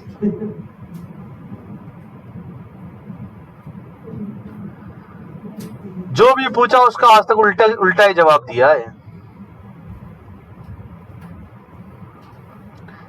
तो देखिए फ्लूइड क्या देंगे बच्चों? कम देंगे। फ्लूइड क्या देंगे? और कॉम्प्लिकेशन का मतलब क्या होता है बताओ? एक बीमारी से दूसरी बीमारी। तो कौन सा कॉम्प्लिकेशन हो सकता है इस बीमारी की वजह से? Renal failure. क्या हो सकता है? हाँ, रीनल फेलियर, किडनी खराब हो गई, डलाओ किडनी, जाओ मिस्त्री के पास। आई बात समझ में? हाँ, रीनल फेलियर बहुत गंदी बीमारी है ना। तो ये आपका नेफ्रोटिक सिंड्रोम कंप्लीट होता है। Nephrotic syndrome complete. नेक्स्ट आपके पास में है, तो ये आपके नेफ्रोटिक सिंड्रोम कंप्लीट होता है। नेफ्रोटिक सिंड्रोम में मेन 4 सिम्टम देखने को मिलते हैं। कौन कौन से 4 सिम्टम बताइए आप लोग? हाँ हाँ, एल्बुमिनेमिया और हाइपरलिपिडेमिया। हाइपरलिपिडेमिया। हाइपरलिपिडेमिया का मतलब बता सकता है कोई मुझे? किसका बढ़ जाना? क्यों लिपिड क्यों बढ़ रहा है बच्चों? प्रोटीन की कमी की वजह से। प्रोटीन क्या करता है? लिपिड को अपने साथ में जोड़ लेता है, लिपिड को अपने साथ में जोड़ लेता है और लाइपोप्रोटीन बना लेता है। क्या बना लेता है बताओ? हाँ। नेक्स्ट बीमारी आपके पास है बच्चों, ग्लोमेरुलोनेफ्राइटिस। जैसा कि नाम से सोए, ग्लोमेरुलोनेफ्राइटिस।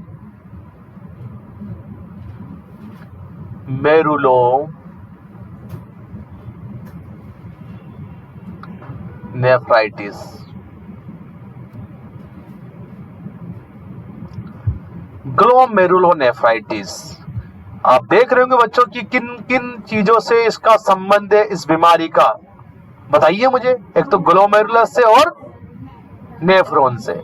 दिख रहा है ना, 2 नाम आ रहे हैं कि एक तो है ग्लोमेरुलस, एक है बच्चों नेफ्रॉन। देखो 3 चीजें इस बीमारी के अंदर छुपी है बच्चों।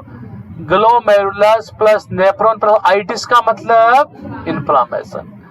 प्यारे बच्चों समझ गए होंगे बात को कि इस बीमारी के अंदर ग्लोमेरुलस और नेफ्रॉन दोनों का क्या हो जाता है बताओ? सबसे मेन बात आपको मैं बता दूं बच्चों कि आपको एग्जाम में पूछा जाएगा कि ग्लोमेरुलोनेफ्राइटिस का मेन कारण क्या है, तो आपको बता दें ये एक तरह की ऑटो इम्यून डिसऑर्डर है। क्या है बताओ? ये ऑटो इम्यून डिसऑर्डर क्या होता है? ऑटोइम्यून डिसऑर्डर हमारी बॉडी की इम्यूनिटी की वजह से होने वाली बीमारियों को ऑटोइम्यून डिसऑर्डर कहते हैं। सर हमारी बॉडी के इम्यून सिस्टम की वजह से कैसे बीमारियां हो सकती है? कभी कभी क्या होता है, हमारे बॉडी का इम्यून सिस्टम हाइपर एक्टिव हो जाता है। क्या हो जाता है? जब वो ज्यादा एक्टिव हो जाता है तो उसको कोई नहीं मिलता तो अपने शरीर को ही खराब करना स्टार्ट कर देता है। ज्यादा बदमाश हो जाता है घर में कोई आदमी तो उसको बाहर को लड़ने वाला नहीं मिलता तो घर में ही लड़ाई दंगे स्टार्ट कर देता है ना। बस वो की वही बात है। It is auto immune disease. It is auto immune disease. ये एक तरह की ऑटो इम्यून डिजीज है। सबसे पहली चीज ये आपको याद रखना है। आई बात समझ में?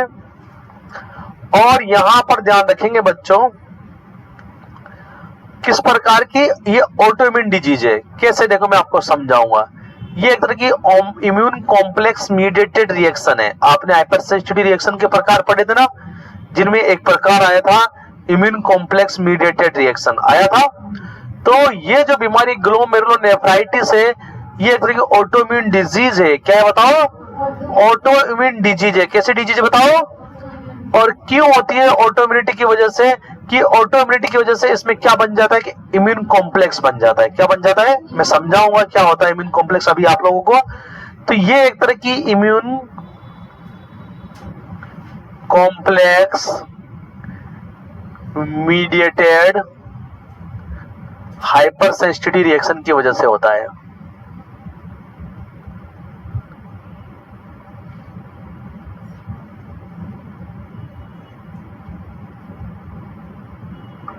देखिए बच्चों, होता क्या है मैं आपको बता दूं। अब देखो, पूरा कारण मैं आपको एक्सप्लेन कर देता हूं अच्छे से। देखिए, इधर देखिए आप, कोजेज क्या होता है बच्चों? इधर देखिए, ये कोई व्यक्ति है, मान के चलिए प्यारे बच्चों। इधर देखिए प्यारे बच्चों, ये कोई व्यक्ति है। इस व्यक्ति को बार बार बीटा हिमोलाइटिक स्ट्रेप्टोकोकस का इन्फेक्शन हो रहा है। कौन सा बताओ? बार बार इसको बीटा हिमोलाइटिक स्ट्रेप्टोकोकस का इन्फेक्शन हो रहा है। ध्यान से समझिएगा। और बीटा हिमोलाइटिक स्ट्रेप्टोकोकस का इन्फेक्शन होने की वजह से इस व्यक्ति की जो इम्यून सिस्टम है वो क्या बना रहा है? इसके खिलाफ एंटीबॉडी बना रहा है। क्या बना रहा है बच्चों बताओ? ये क्या है? एंटीजन है। क्या है बताओ बच्चों? एंटीजन वे पदार्थ होते हैं जो एंटीबॉडी बनाने को प्रेरित करते हैं। तो इस एंटीजन के खिलाफ क्या बन रही है? एंटीबॉडी। और ये एंटीजन और एंटीबॉडी रिएक्शन करेंगे, आपस में जुड़ेंगे। एंटीजन एंटीबॉडी आपस में क्या होते हैं? जुड़ते हैं, लड़ते हैं आपस में। क्या करते हैं बताओ? लड़ते हैं आपस में। अरे एंटीजन एंटीबॉडी आपस में क्या करते हैं? लड़ते हैं। तो लड़ेंगे तो जुड़ेंगे। तो एंटीबॉडी क्या करता है? एंटीजन को मारने की कोशिश करता है। एंटीबॉडी क्या करता है बताओ? तो देखो, बार बार बीटा हेमोलाइटिक स्ट्रेप्टोकोकस का इन्फेक्शन हो रहा है इस व्यक्ति में। तो बार बार क्या बन रहा है बताओ? एंटीजन एंटीबॉडी जो है आपस में लड़ रहे हैं। ये एंटीजन एंटीबॉडी आपस में लड़ रहे हैं तो आपस में जुड़ते हैं। और जुड़ने को क्या बोलते हैं इसको? कि ये एंटीजन और एंटीबॉडी का कॉम्प्लेक्स है। क्या है बताओ? ये एंटीजन एंड एंटीबॉडी का क्या बन जाता है? कॉम्प्लेक्स। कॉम्प्लेक्स का मतलब जुड़ाव, एक जुड़ा हुआ है ना। एंटीजन और एंटीबॉडी आपस में जुड़ रहे हैं, लड़ रहे हैं। बार बार क्या जा रहा है? इन्फेक्शन जा रहा है। बार बार कौन सा इन्फेक्शन जा रहा है? बार बार बताओ। हाँ, ये जो नॉर्मल जो है आपके रेस्पिरेटरी सिस्टम से जाता है। ये इन्फेक्शन किससे जाता है बताओ? बार बार आपके कौन सा इन्फेक्शन जा रहा है? बार बार आपके,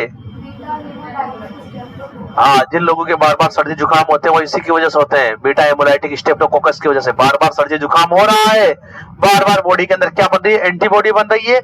और वो एंटीबॉडी एंटीजन के साथ जुड़कर उसको मारने की कोशिश कर रही है। और क्या बना रही है? Antigen antibody complex. क्या बना रही है? आगे बात समझ में? अब क्या होता है बच्चों? इधर देखिए, आपके ब्लड के अंदर एंटीजन एंटीबॉडी कॉम्प्लेक्स बहुत सारे हो जाते हैं। क्या हो जाते हैं बच्चों? बार बार इन्फेक्शन होने की वजह से बार बार कॉम्प्लेक्स बनेगा, बार बार जुड़ेगी। और ये एंटीजन एंटीबॉडी कॉम्प्लेक्स, इधर देखो बच्चों,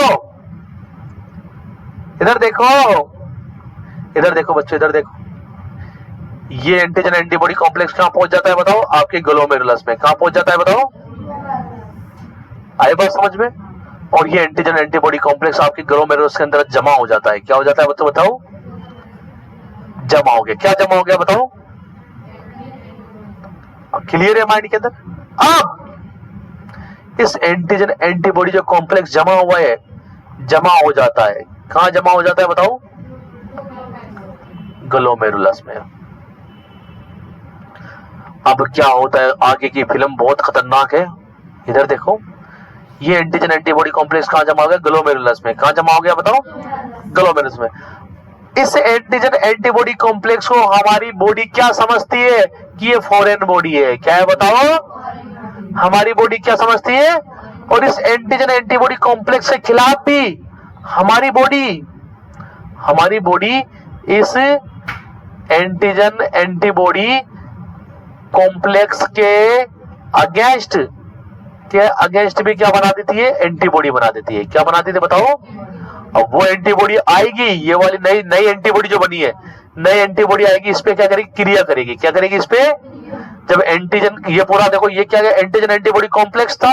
एंटीबॉडी इस पे क्रिया करेगी तो यहाँ पे क्या हो जाएगा, इन्फ्लामेशन। क्या हो जाएगा बच्चों, क्या हो जाएगा, ग्लोमेरुलस में इन्फ्लामेशन हो गया, और ये इन्फ्लामेशन फैलता फैलता कहाँ चला जाता है, बोमन कैप्सूल में। कहां पर बताओ, तो बोमन कैप्सूल किसका पार्ट है बताओ, नेफ्रॉन का। तो ग्लोमेरुलस का भी आपके इन्फ्लामेशन हो गया, और किसका इन्फ्लामेशन हो गया, नेफ्रॉन का भी। जब ग्लोमेरुलस और नेफ्रॉन दोनों का इन्फ्लामेशन हो जाता है तो क्या कहलाता है बताओ, ग्लोमेरुलोनेफ्राइटिस। क्या कहलाता है, क्यों हुआ बताओ, इस बैक्टीरिया ने खेल खराब करा। इस बैक्टीरिया ने खेल, कैसे, ये बैक्टीरिया बार बार गया और बार बार आपकी बॉडी में इसके खिलाफ क्या बनी, एंटीबॉडी बनी। तो एंटीजन एंटीबॉडी कॉम्प्लेक्स बने।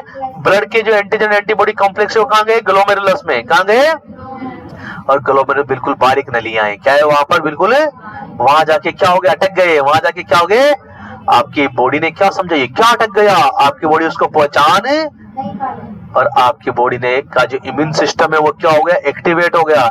एक्टिवेट होकर उसने दोबारा से क्या बना दी, एंटीबॉडी। किसको मारने के लिए, इस जमे हुए एंटीजन एंटीबॉडी कॉम्प्लेक्स को मारने के लिए। यहाँ पर उसने रिएक्शन करके क्या कर दिया बताओ, इन्फ्लामेशन। क्या कर दिया, जहां कहीं भी एंटीबॉडी जाती है वहां पे क्या हो जाता है, इन्फ्लामेशन हो जाता है। क्या हो जाता है, तो वो इन्फ्लामेशन हो गया कहां पे हुआ, पहले ग्लोमेरुलस में फिर नेफ्रॉन में। तो क्या कहलाया बताओ, इस बीमारी का नाम क्या हो गया बताओ, क्या हो गया इस बीमारी का नाम, ग्लोमेरुलोनेफ्राइटिस। क्या हो गया बताओ, ग्लोमेरुलो। अब जब दोनों में इन्फ्लामेशन हो गया, इधर देखो ग्लोमेरुलस में भी इन्फ्लामेशन हो गया और नेफ्रॉन में भी इन्फ्लामेशन हो गया, तो क्या क्या सिम्टम देखने को मिलेंगे। सबसे पहली चीज तो पता ही है आप लोगों को बच्चों, यहाँ पर जो मेम्ब्रेन वो क्या हो जाएगी, डैमेज। मेम्ब्रेन क्या हो जाएगी, आगे बात समझ में, ड्यू टू इन्फ्लामेशन। आप देखो लक्षण क्या क्या देखने को मिलेंगे, क्लिनिकल मैनिफेस्टेशन, लक्षण क्या क्या देखने को मिलेंगे, ड्यू टू इन्फ्लामेशन। इन्फ्लामेशन की वजह से, किसकी वजह से, क्या हो जाएगा बताओ, मेम्ब्रेन क्या हो जाएगी बताओ बच्चों, मेम्ब्रेन डैमेज। मेम्ब्रेन क्या हो जाएगी, डैमेज। उस बीमारी की तरह हो गया ना मामला, कौन सी बीमारी पढ़ के आए थे अभी, नेफ्रोटिक सिंड्रोम है ना, उसकी तरह हो गया बिल्कुल। उसमें भी क्या हो जाता था बताओ, अरे रप्चर नहीं, डैमेज। पागल ही पागल है, जो मेम्ब्रेन है वो क्या हो जाती थी, डैमेज हो जाती थी ना। यहां पर भी क्या हुई, डैमेज। कारण अलग अलग है बस। वहां पे क्या कारण था बताओ, अरे कारण पूछ रहा पागल हो, वहां पे कारण था कोई मेडिकेशन या टॉक्सिक सब्सटेंस, और यहाँ पर कारण क्या है, इम्यूनिटी। यहाँ पे कारण क्या है बताओ, हाँ, तो कारण की वजह से आपने देखा, ये कारण आपने देखा, उतार लो पहले उतार लो, कि इन्फ्लामेशन की वजह से, इन्फ्लामेशन की वजह से मेम्ब्रेन क्या हो जाती है, डैमेज। और मेम्ब्रेन डैमेज होने की वजह से आरबीसी वगैरह निकलने लगती है, वो किसके माध्यम से बाहर निकलेगी, यूरिन के माध्यम से। और क्या देखने को मिलेगा, हिमेचूरिया। क्या देखने को मिलेगा, हिमेचूरिया का मतलब समझते हो ना, क्या होता है हिमेचूरिया का मतलब बताओ, हाँ। और जब यूरिन के अंदर ब्लड आएगा बच्चों, हिमेचूरिया होगा तो ब्लड का कलर चेंज हो जाएगा ना। ब्लड जो है आपके पास डार्क, ये बहुत बार आया हुआ किसने, डार्क कोला कलर, कोई बार आया हुआ किसने, कोला कलर। यूरिन कौन सी बीमारी में देखने को मिलता है, तो आपका आंसर क्या हुआ, ग्लोमेरुलोनेफ्राइटिस। कोको कोला की तरह, किसकी तरह, डार्क कोला कलर। पूछेंगे एग्जाम के अंदर, कोला कलर का यूरिन कौन सी बीमारी में आता है बताओ। कोला जानते हो ना, कोको कोला समझते हो, उस कलर का यूरिन तुम्हारे आने लगेगा। फीवर रहेगा मरीज को, उसमें फीवर नहीं होता था, तुम्हें पता है, पहले जो बीमारी थी उसमें फीवर है। इसमें फीवर क्यों हो रहा है, क्योंकि इन्फ्लामेशन की वजह से हो रही है। किसकी वजह से, बाकी सारे सिम्टम सेम आएंगे, इसमें भी डैमेज हो गए ना। क्या डैमेज हो गई, मेम्ब्रेन। तो जब मेम्ब्रेन डैमेज हो क्या हो जाएगा, प्रोटीन यूरिया। और प्रोटीन यूरिया होगा तो एल्बुमिन की कमी आ जाएगी बच्चों, किसकी कमी आ जाएगी, और एल्बुमिन की कमी हो जाएगी तो क्या हो जाएगा, ईडिमा हो जाएगा। क्या हो जाएगा बच्चों बताओ, अरे बताओ क्या हो जाएगा बताओ, ईडिमा हो जाएगा। क्लियर है बच्चों, अरे क्लियर है नहीं है बताओ, हाँ। यहां पर भी ओलिगो यूरिया रहेगा। ओलिगो यूरिया क्यों रहेगा, क्योंकि फ्लूइड कहां चला गया, ब्लड से निकलकर। अरे फ्लूइड जो है ब्लड से निकलकर कहां चला गया बताओ, टिश्यू में चला गया। जब ब्लड के अंदर ही फ्लूइड नहीं रहा तो यूरिन भी क्या आएगा, कम आएगा। यूरिन क्या आएगा, कम। तो यहाँ पर ओलिगोयूरिया होगा। क्यों होगा, कारण पता होना चाहिए। ओलिगोयूरिया क्यों होगा, क्योंकि ब्लड में फ्लूइड क्या हो गया, कम हो गया। ब्लड का फ्लूइड कहां चला गया? टिश्यू में चला गया। क्यों चला गया टिश्यू में? ऑस्मोटिक प्रेशर कम होने की वजह से। किसकी वजह से? और ऑस्मोटिक प्रेशर कम क्यों हो गया? एल्बुमिन की कमी से। और एल्बुमिन कम क्यों हो गया? प्रोटीनूरिया की वजह से। यही बात समझ में आई।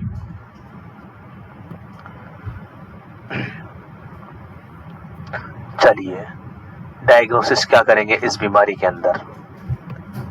इस बीमारी के अंदर क्या डायग्नोसिस करेंगे? कैसे पता चलेगा कि इस आदमी को जो है, देखो सिम्टम तो बिल्कुल सेम ही आ रहे हैं। अरे भैया नेफ्रोटिक सिंड्रोम के सिम्टम देखो, चाहे ग्लोमेरुलर नेफ्राइटिस के देखो, दोनों के सिम्टम सेम दिखाई दे रहे हैं। कैसे पता करेंगे हम लोग कि ये बीमारी इसके हुई है, फलाना से ये बीमारी हुई है? डायग्नोसिस से पता चलेगा। आई बात समझ में? तो डायग्नोसिस क्या करेंगे इसके अंदर? देखो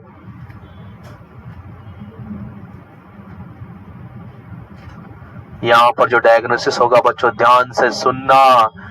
कंफर्मेटरी डायग्नोसिस क्या करेंगे? देखो वो जो एंटीजन एंटीबॉडी कॉम्प्लेक्स बनाया उसके खिलाफ क्या मिलेगी? ब्लड के अंदर एंटीबॉडी मिलेगी। क्या मिलेगी? कंफर्मेटरी डायग्नोसिस में आप एंटीबॉडी का टेस्ट कराओगे। किसका टेस्ट कराओगे? और एंटीबॉडी के टेस्ट को क्या बोलते हैं हम लोग? एंटीबॉडी टाइटर। क्या कराएंगे बताओ? ये क्या किसके खिलाफ बनी है एंटीबॉडी बताओ? एक तो स्टेफाइलोकोकस के खिलाफ। किसके खिलाफ? तो इधर देखो कौन से एंटीबॉडी, इधर देखो कौन से एंटीबॉडी का टेस्ट कराओगे? एएसओ टाइटर। क्या कराएंगे बताओ? ये एएसओ का मतलब क्या है? एंटी स्ट्रेप्टोलाइसिन की, जो आपके स्ट्रेप्टोकोकस जो बैक्टीरिया गया था उसके खिलाफ जो एंटीबॉडी बनी है उसकी जांच कराएंगे। ये बहुत इंपॉर्टेंट क्वेश्चन है। ये बहुत इंपॉर्टेंट क्वेश्चन है ये वाला कि कंफर्मेटरी डायग्नोसिस क्या है? क्या कराओगे बताओ? एएसओ टाइटर। क्या कराओगे बताओ? किसके लिए? कौन सी बीमारी की बात चल रही है बताओ? ग्लोमेरुलर नेफ्राइटिस का कंफर्मेटरी डायग्नोसिस एएसओ टाइटर। एएसओ टाइटर। ए का मतलब एंटी, एस का मतलब स्ट्रेप्टोलाइसिन, ओ का मतलब ओई है, टी और टाइटर का मतलब टाइटर। टाइटर का मतलब होता है एंटीबॉडी की जांच। किसकी जांच? भूलोगे नहीं ना आज के बाद तो। टाइटर का मतलब क्या होता है? और क्या कराएंगे बताओ बच्चों? आप यूरिन कल्चर कराएंगे आप लोग, है ना? यूरिन में मिलेंगे बैक्टीरिया वगैरह। मेन तो यही है। लेकिन मैनेजमेंट, दवाई क्या देंगे अगर आपके ग्लोमेरुलर नेफ्राइटिस हो गया तो? दवा क्या देंगे आप लोग? दवा देंगे नहीं देंगे? दवाई करेंगे बताओ? दवा देंगे ना? हाँ, दवा से काम नहीं चलेगा यहाँ पे। यहाँ दवा कर देनी पड़ेगी, नहीं तो चला जाएगा आदमी, जहां से आया था वहीं चला जाएगा। दवाई क्या देंगे? मैनेजमेंट। इन्फ्लामेशन हो रहा है बच्चों, क्या हो रहा है बताओ? तो इन्फ्लामेशन के लिए एंटीबायोटिक देंगे एक तो, क्योंकि बैक्टीरिया की वजह से हो रहा है ना इन्फ्लामेशन। किसकी वजह से हो रहा है बताओ? अरे भैया बार बार बैक्टीरिया जा रहा है, बार बार एंटीजन एंटीबॉडी कॉम्प्लेक्स बन रहा है, फिर उसके खिलाफ एंटीबॉडी बन रही है। तो जड़ देखो, जड़ क्या है? वो बैक्टीरिया ही तो है। बीमारी की जड़ क्या है? उस बैक्टीरिया को खत्म करो। जब बैक्टीरिया खत्म हो जाएगा एंटीजन एंटीबॉडी कॉम्प्लेक्स नहीं बनेगा। जब एंटीजन एंटीबॉडी कॉम्प्लेक्स नहीं बनेगा तो उसके खिलाफ एंटीबॉडी भी नहीं बनेगी। तो जड़ तो वही है ना। तो उस बैक्टीरिया को खत्म करने के लिए आप क्या करेंगे? एंटीबायोटिक देंगे। क्या देंगे? हाँ, और यहाँ पर पूछा गया क्वेश्चन है बच्चों, बहुत इंपॉर्टेंट क्वेश्चन, कि ग्लोमेरुलर नेफ्राइटिस में सबसे अच्छी एंटीबायोटिक कौन सी है? Very very important, very very important, very very important. सबसे अच्छी एंटीबायोटिक कौन सी है? पेनिसिलिन। सबसे अच्छी एंटीबायोटिक, बेस्ट। ग्लोमेरुलर नेफ्राइटिस में सबसे अच्छी एंटीबायोटिक कौन सी है? पेनिसिलिन। और कौन सी सर? पेनिसिलिन में कौन सी दो? आईवी वाली। कौन सी बताओ? आईवी लगाओ पेनिसिलिन। आईवी कौन सी पेनिसिलिन आईवी दे सकते हैं? पूछेगा एग्जाम में। पेनिड्यूरा। पेनिसिलिन तो एक ग्रुप है दवाइयों का। क्या है बच्चों? ग्रुप, एक बड़ा ग्रुप है।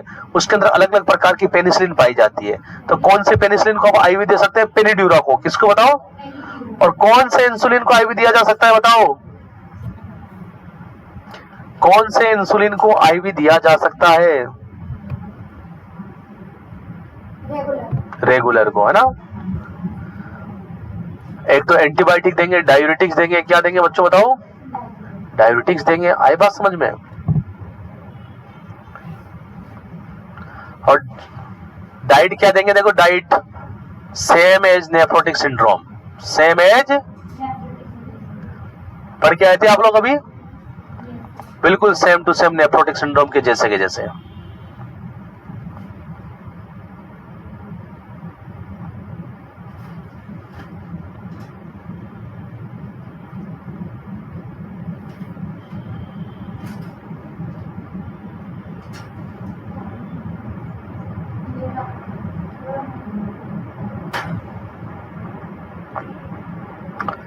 आगे चले बच्चों, चलिए आगे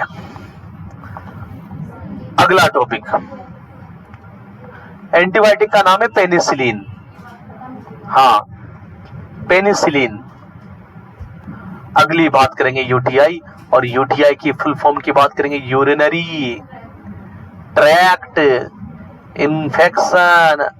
अरे सर, ये यूरिनरी ट्रैक्ट का मतलब रास्ता, क्या क्या आता है यूरिनरी ट्रैक्ट में, जानते हो आप लोग? अरे आपके पास में देखो, किडनी है, यूरेटर है, ब्लेडर है, यूरेथ्रा है, ये सब यूरिन का रास्ता ही तो है। और किडनी के अंदर बात करें तो नेफ्रॉन है, पेपिला है, कैलिक्स है, पेल्विक है, आगे बस ये सब क्या है? यूरिनरी ट्रैक्ट है। क्या है बताओ? ट्रैक्ट का मतलब रास्ता, ट्रैक्ट का मतलब जहां से होकर यूरिन गुजरता है, जहां से कौन गुजरता है? अब देखो, जो यूरिनरी ट्रैक्ट इन्फेक्शन है बच्चों, उसको दो भागों में डिवाइड किया। सॉरी, कितने भागों में? एक तो अपर, एक लोअर। अपर यूटीआई आप समझ गए होंगे, लोअर यूटीआई जो नीचे वाले भाग में होता होगा वो लोअर है, जो ऊपर वाले भाग में वो अपर होगा। अपर में कौन कौन सा? एक तो नेफ्राइटिस। कौन सा बताओ बच्चों? नेफ्राइटिस का मतलब इन्फ्लामेशन ऑफ नेफ्रॉन। और पायराइटिस किसे कहेंगे बताओ? Pyrites, inflammation of renal pelvic.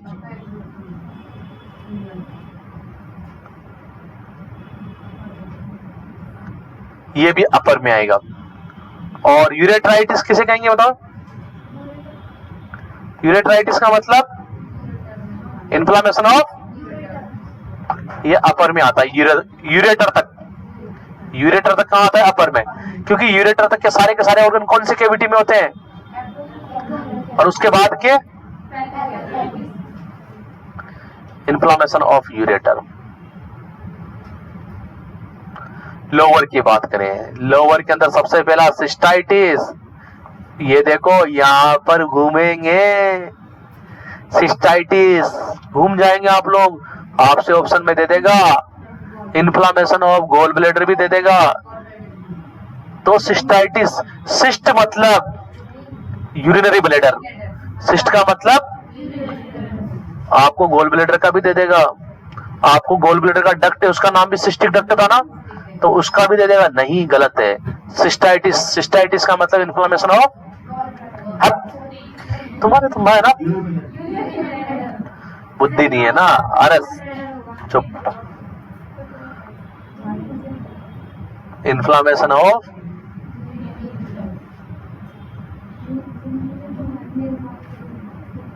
Urinary bladder. और यूरेथ्राइटिस का मतलब, यूरेथ्राइटिस इन्फ्लामेशन ऑफ यूरेथ्रा। तो ये आपके पास में यूरिनरी ट्रैक्ट इन्फेक्शन इतने प्रकार के होते हैं। देखिए कितने प्रकार के होते हैं? अरे कितने प्रकार के होते हैं बताओ? हाँ, कौन कौन से? अपर एंड लोअर। और अदर और होते हैं दो टाइप के। देखो ये तो अकॉर्डिंग टू लोकेशन था, किसके अनुसार था बताओ? ये जो बनाया हमने दो टाइप अकॉर्डिंग टू लोकेशन। बात करते हैं अकॉर्डिंग टू नेचर।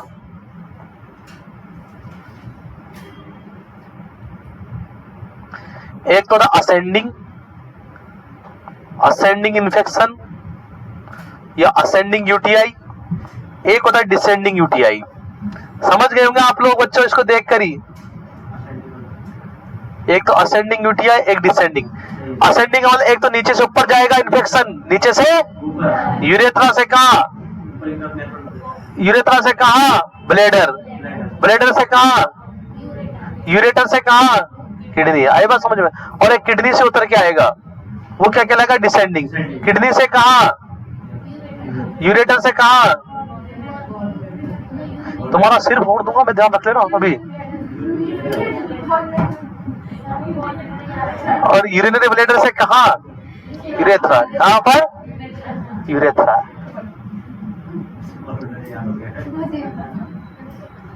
आई बात समझ में?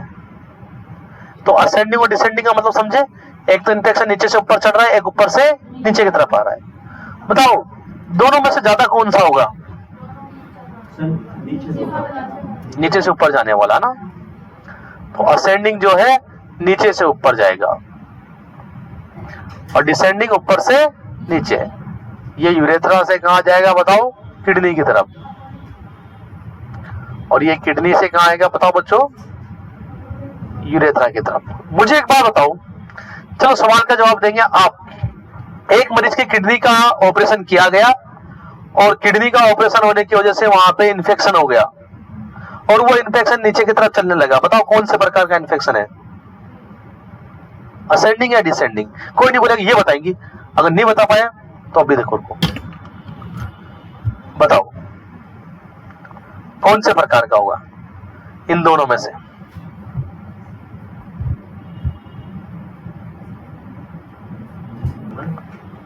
आगे देखिए, तो क्या पढ़ रहे हैं बताओ आप लोग? क्या पढ़ रहे हो बताओ?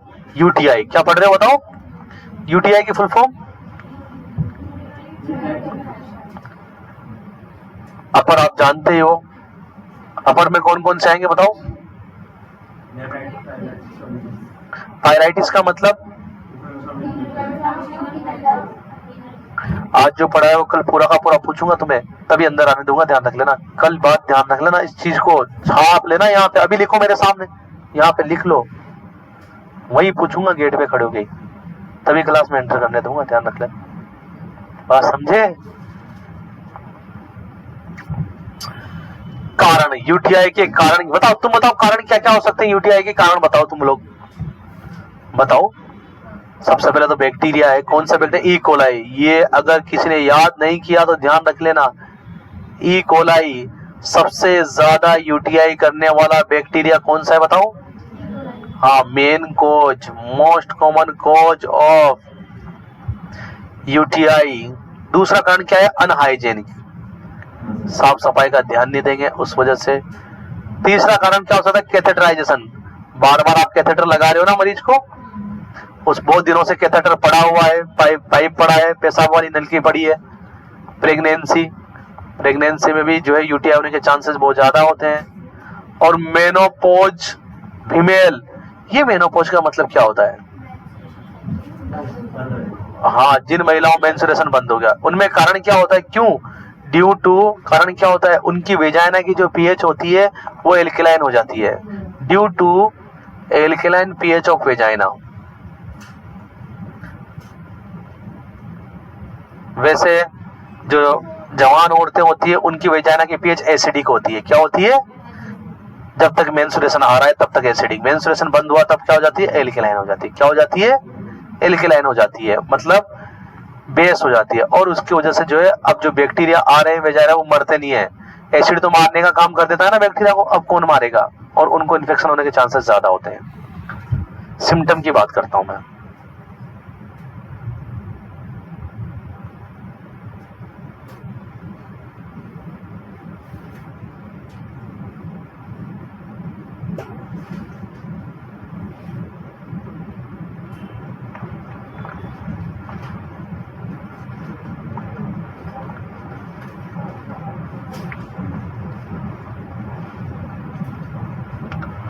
चलिए बच्चों,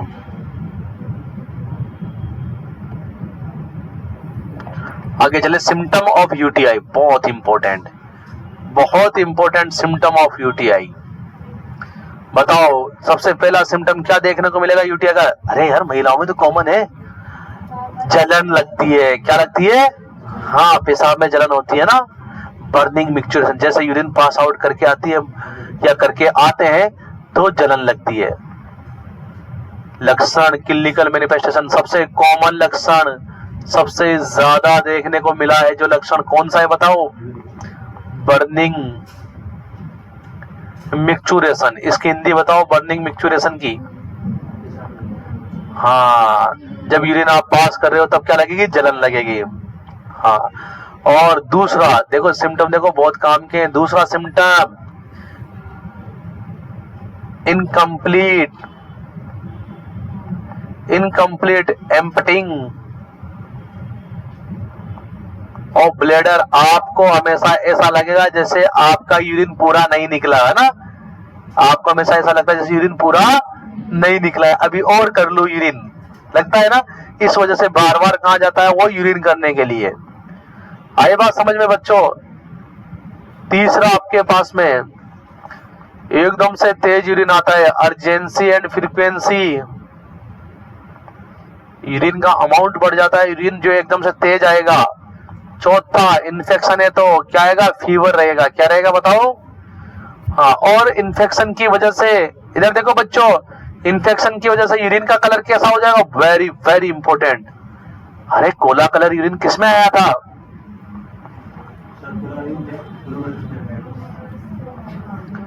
यहां पर कैसा यूरिन आएगा, धुंधला यूरिन, गंदला यूरिन, कैसा आएगा, इन्फेक्शन की वजह से। वैसे तो आपका क्लियर यूरिन आता है, लेकिन इन्फेक्शन की वजह से कैसा यूरिन आता है, गंदला। तो cloudy colour of urine, cloudy का मतलब धुंधला। चलो बच्चों, क्यों आ रहा है बताओ धुंधला यूरिन, बताओ, इन्फेक्शन इन्फ्लामेशन की वजह से। आई बात समझ में। हाँ, और क्या हो सकता है, लोअर एब्डोमिनल पेन, नीचे दर्द हो सकता है पेट में। ये सारे के सारे सिम्टम आपको देखने को मिलेंगे किसके अंदर बताओ बच्चों, यूटीआई के अंदर।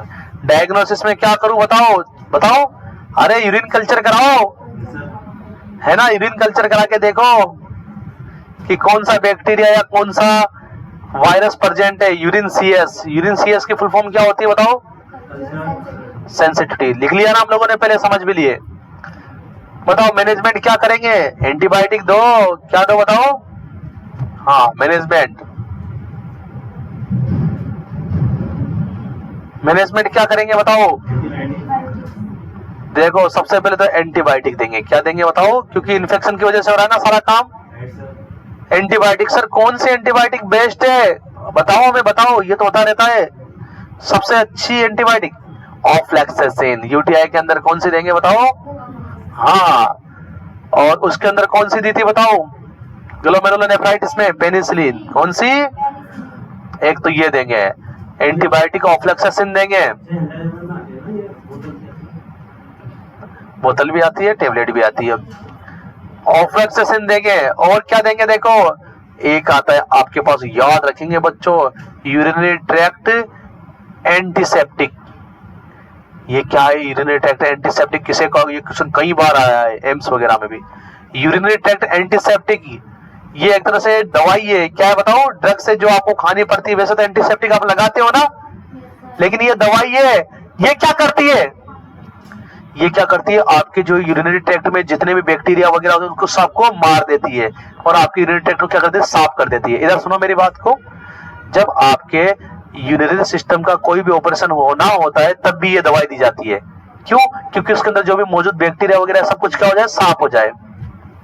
तो इनके एग्जाम्पल याद होना बहुत जरूरी है बच्चों, इनके एग्जाम्पल बहुत जरूरी है, जिसको भी नहीं आता देख ले। एक तो होता है नाइट्रोफुरेंटोइन, ये नाम याद रखेंगे, नाइट्रोफ्यूरेंटोइन लिख लेंगे नाम घर पे। और एक नेलिडिक्सिक एसिड, नेलिडिक्सिक एसिड,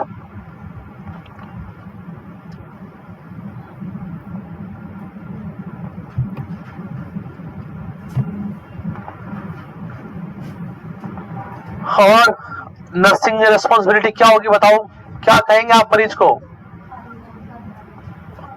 बोलो, मेन बताओ, मेन क्या कहा जाता है, आपकी यूटीआई हो जाता है डॉक्टर के, खूब पानी पियो, जितना पानी पियोगे जितना यूरिन आएगा बैक्टीरिया कहाँ निकलते जाएंगे, बाहर।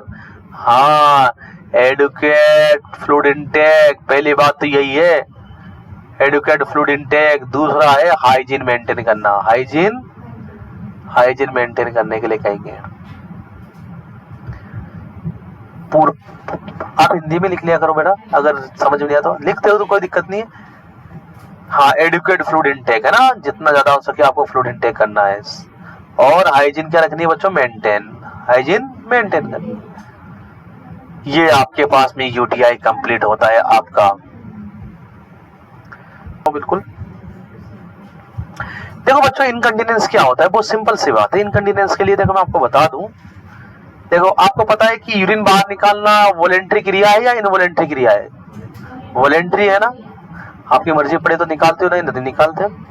तो कभी कभी क्या होता है, इधर सुनो, कि किसी व्यक्ति का यूरिन को बाहर निकालने का कंट्रोल खत्म हो जाता है और उसके अपने आप यूरिन बाहर निकलने लगता है, इसे इनकंटिनेंस कहते हैं। आगे बात समझ में? इनकंटिनेंस का मतलब यूरिन बाहर निकलने पे कंट्रोल क्या हो गया, खत्म हो गया।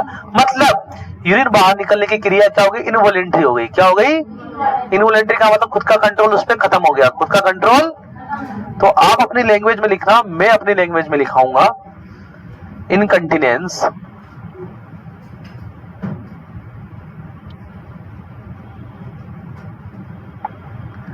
इनकंटिनेंस का मतलब यह है इनवॉलेंट्री लॉस ऑफ यूरिन।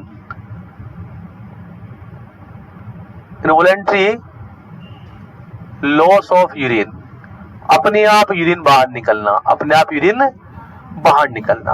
अब देखो कितने प्रकार का हो सकता है इनकंटिनेंस। देखो एक तो होता है, देखो इधर सुनो मेरी बात को, एक तो होता है स्ट्रेस इनकंटिनेंस। स्ट्रेस का मतलब ये होता है कि कोई दबाव पड़ा आपके ब्लैडर पे और यूरिन का निकल गया, बाहर निकल गया। कैसे दबाव पड़ा, आप कहीं से कूदे और यूरिन निकल गया। आई बात समझ में? तो वो क्या कहलाएगा, स्ट्रेस इनकंटिनेंस। ब्लैडर पे कोई दबाव पड़ा और यूरिन बाहर निकल गया तो क्या कहलाएगा, स्ट्रेस इनकंटिनेंस। एक होता है अर्ज इनकंटिनेंस। अर्ज इनकंटिनेंस का मतलब ये है कि इतना तेज यूरिन आता है कि आप वॉशरूम तक ही नहीं पहुंच पाते, आप कंट्रोल ही नहीं कर पाते वॉशरूम तक, पहले निकल जाता है बीच में ही, वो कहलाता है अर्ज इनकंटिनेंस। क्या कहलाता है बताओ बच्चों? एक होता है ओवरफ्लो इनकंटिनेंस। ओवरफ्लो इनकंटिनेंस का मतलब ये होता है कि आपका ब्लैडर जो आपने खूब पानी पी लिया दबा के, अब दबा के पानी पी लिया तो अपने आप यूरिन आ गया, आपका कंट्रोल ही नहीं रहा। आई बात समझ में? तो वो क्या कहलाएगा, ओवरफ्लो। Overflow incontinence. एक होता है फंक्शनल इनकंटिनेंस। फंक्शनल इनकंटिनेंस क्यों होता है बच्चों, साइकोलॉजिकल प्रॉब्लम की वजह से। किसकी वजह से? जैसे कि डर की वजह से, डर की वजह से यूरिन निकल जाना, निकल जाता है ना बहुत लोगों के, एकदम से सामने भूत आया, आया भूत, कपड़े गीले कर गया। आई बात समझ में? तो टाइप्स ऑफ इनकंटिनेंस,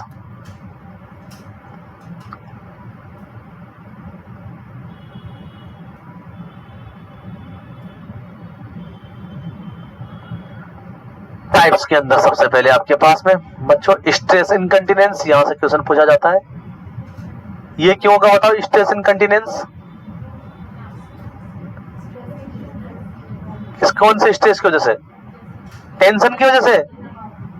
कहां पर दबाव लगे, दबाव कहां लगे? यूरिनरी ब्लैडर पे दबाव लगने की वजह से। हाँ, ये सबसे ज्यादा होने वाला इनकंटिनेंस है, ध्यान रखना, एग्जाम में पूछा गया है सबसे ज्यादा होने वाला इनकंटिनेंस कौन सा है, मोस्ट कॉमन, स्ट्रेस। इसमें क्या होगा देखो, involuntary loss of urine due to, किस वजह से? जंपिंग, कहीं से कूदा, प्रेशर पड़ा, यूरिन निकल गया, कूदने की वजह से। प्रेगनेंसी में भी, क्योंकि प्रेगनेंसी में क्या होगा, प्रेशर पड़ जाएगा। किस पे प्रेशर पड़ेगा बताओ? ब्लैडर पे, और अपने आप यूरिन निकल गया।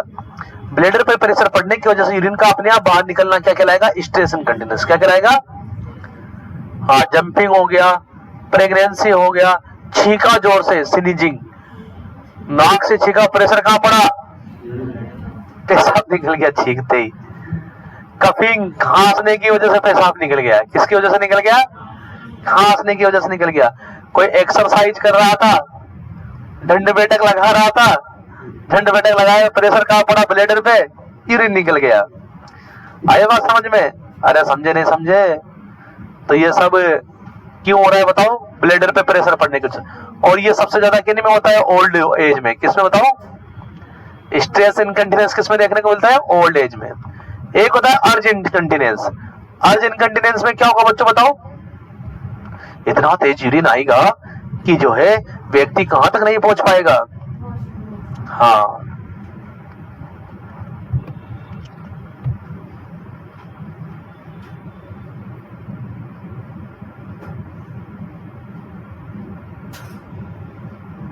और ये भी जो है मेनली किसमें होता है, ओल्ड एज में। किसमें बताओ? और ये मेल में देखने को मिलता है ज्यादातर। किसमें बताओ? मेल में। कौन से मेल में? जिनके बीपीएच हो जाता है। क्या हो जाता है बताओ? बीपीएच एक बीमारी है, benign prostate hyperplasia.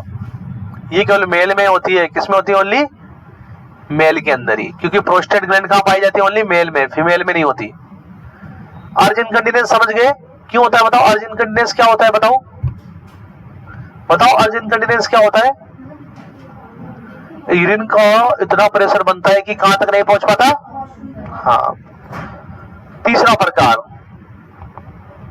Overflow incontinence. Overflow incontinence का मतलब ब्लैडर फुल भर गया। क्या हो गया बताओ बच्चों? ब्लैडर फुल हो गया। किससे ज्यादा हो जाता है? 600 ml से ज्यादा अगर ब्लैडर भर जाता है तो अपने आप यूरिन निकलने लग जाएगा। पढ़ा होगा ना तुमने कल की क्लास में। हाँ, किसमें? हाँ, ब्लैडर फुल हो गया, अपने आप यूरिन निकलने लग जाएगा। चौथा प्रकार फंक्शनल इनकंटिनेंस। ये क्या होता है फंक्शनल इनकंटिनेंस? बताओ क्या होता है फंक्शनल इनकंटिनेंस? साइकोलॉजिकल कंडीशन की वजह से। किसकी वजह से बताओ?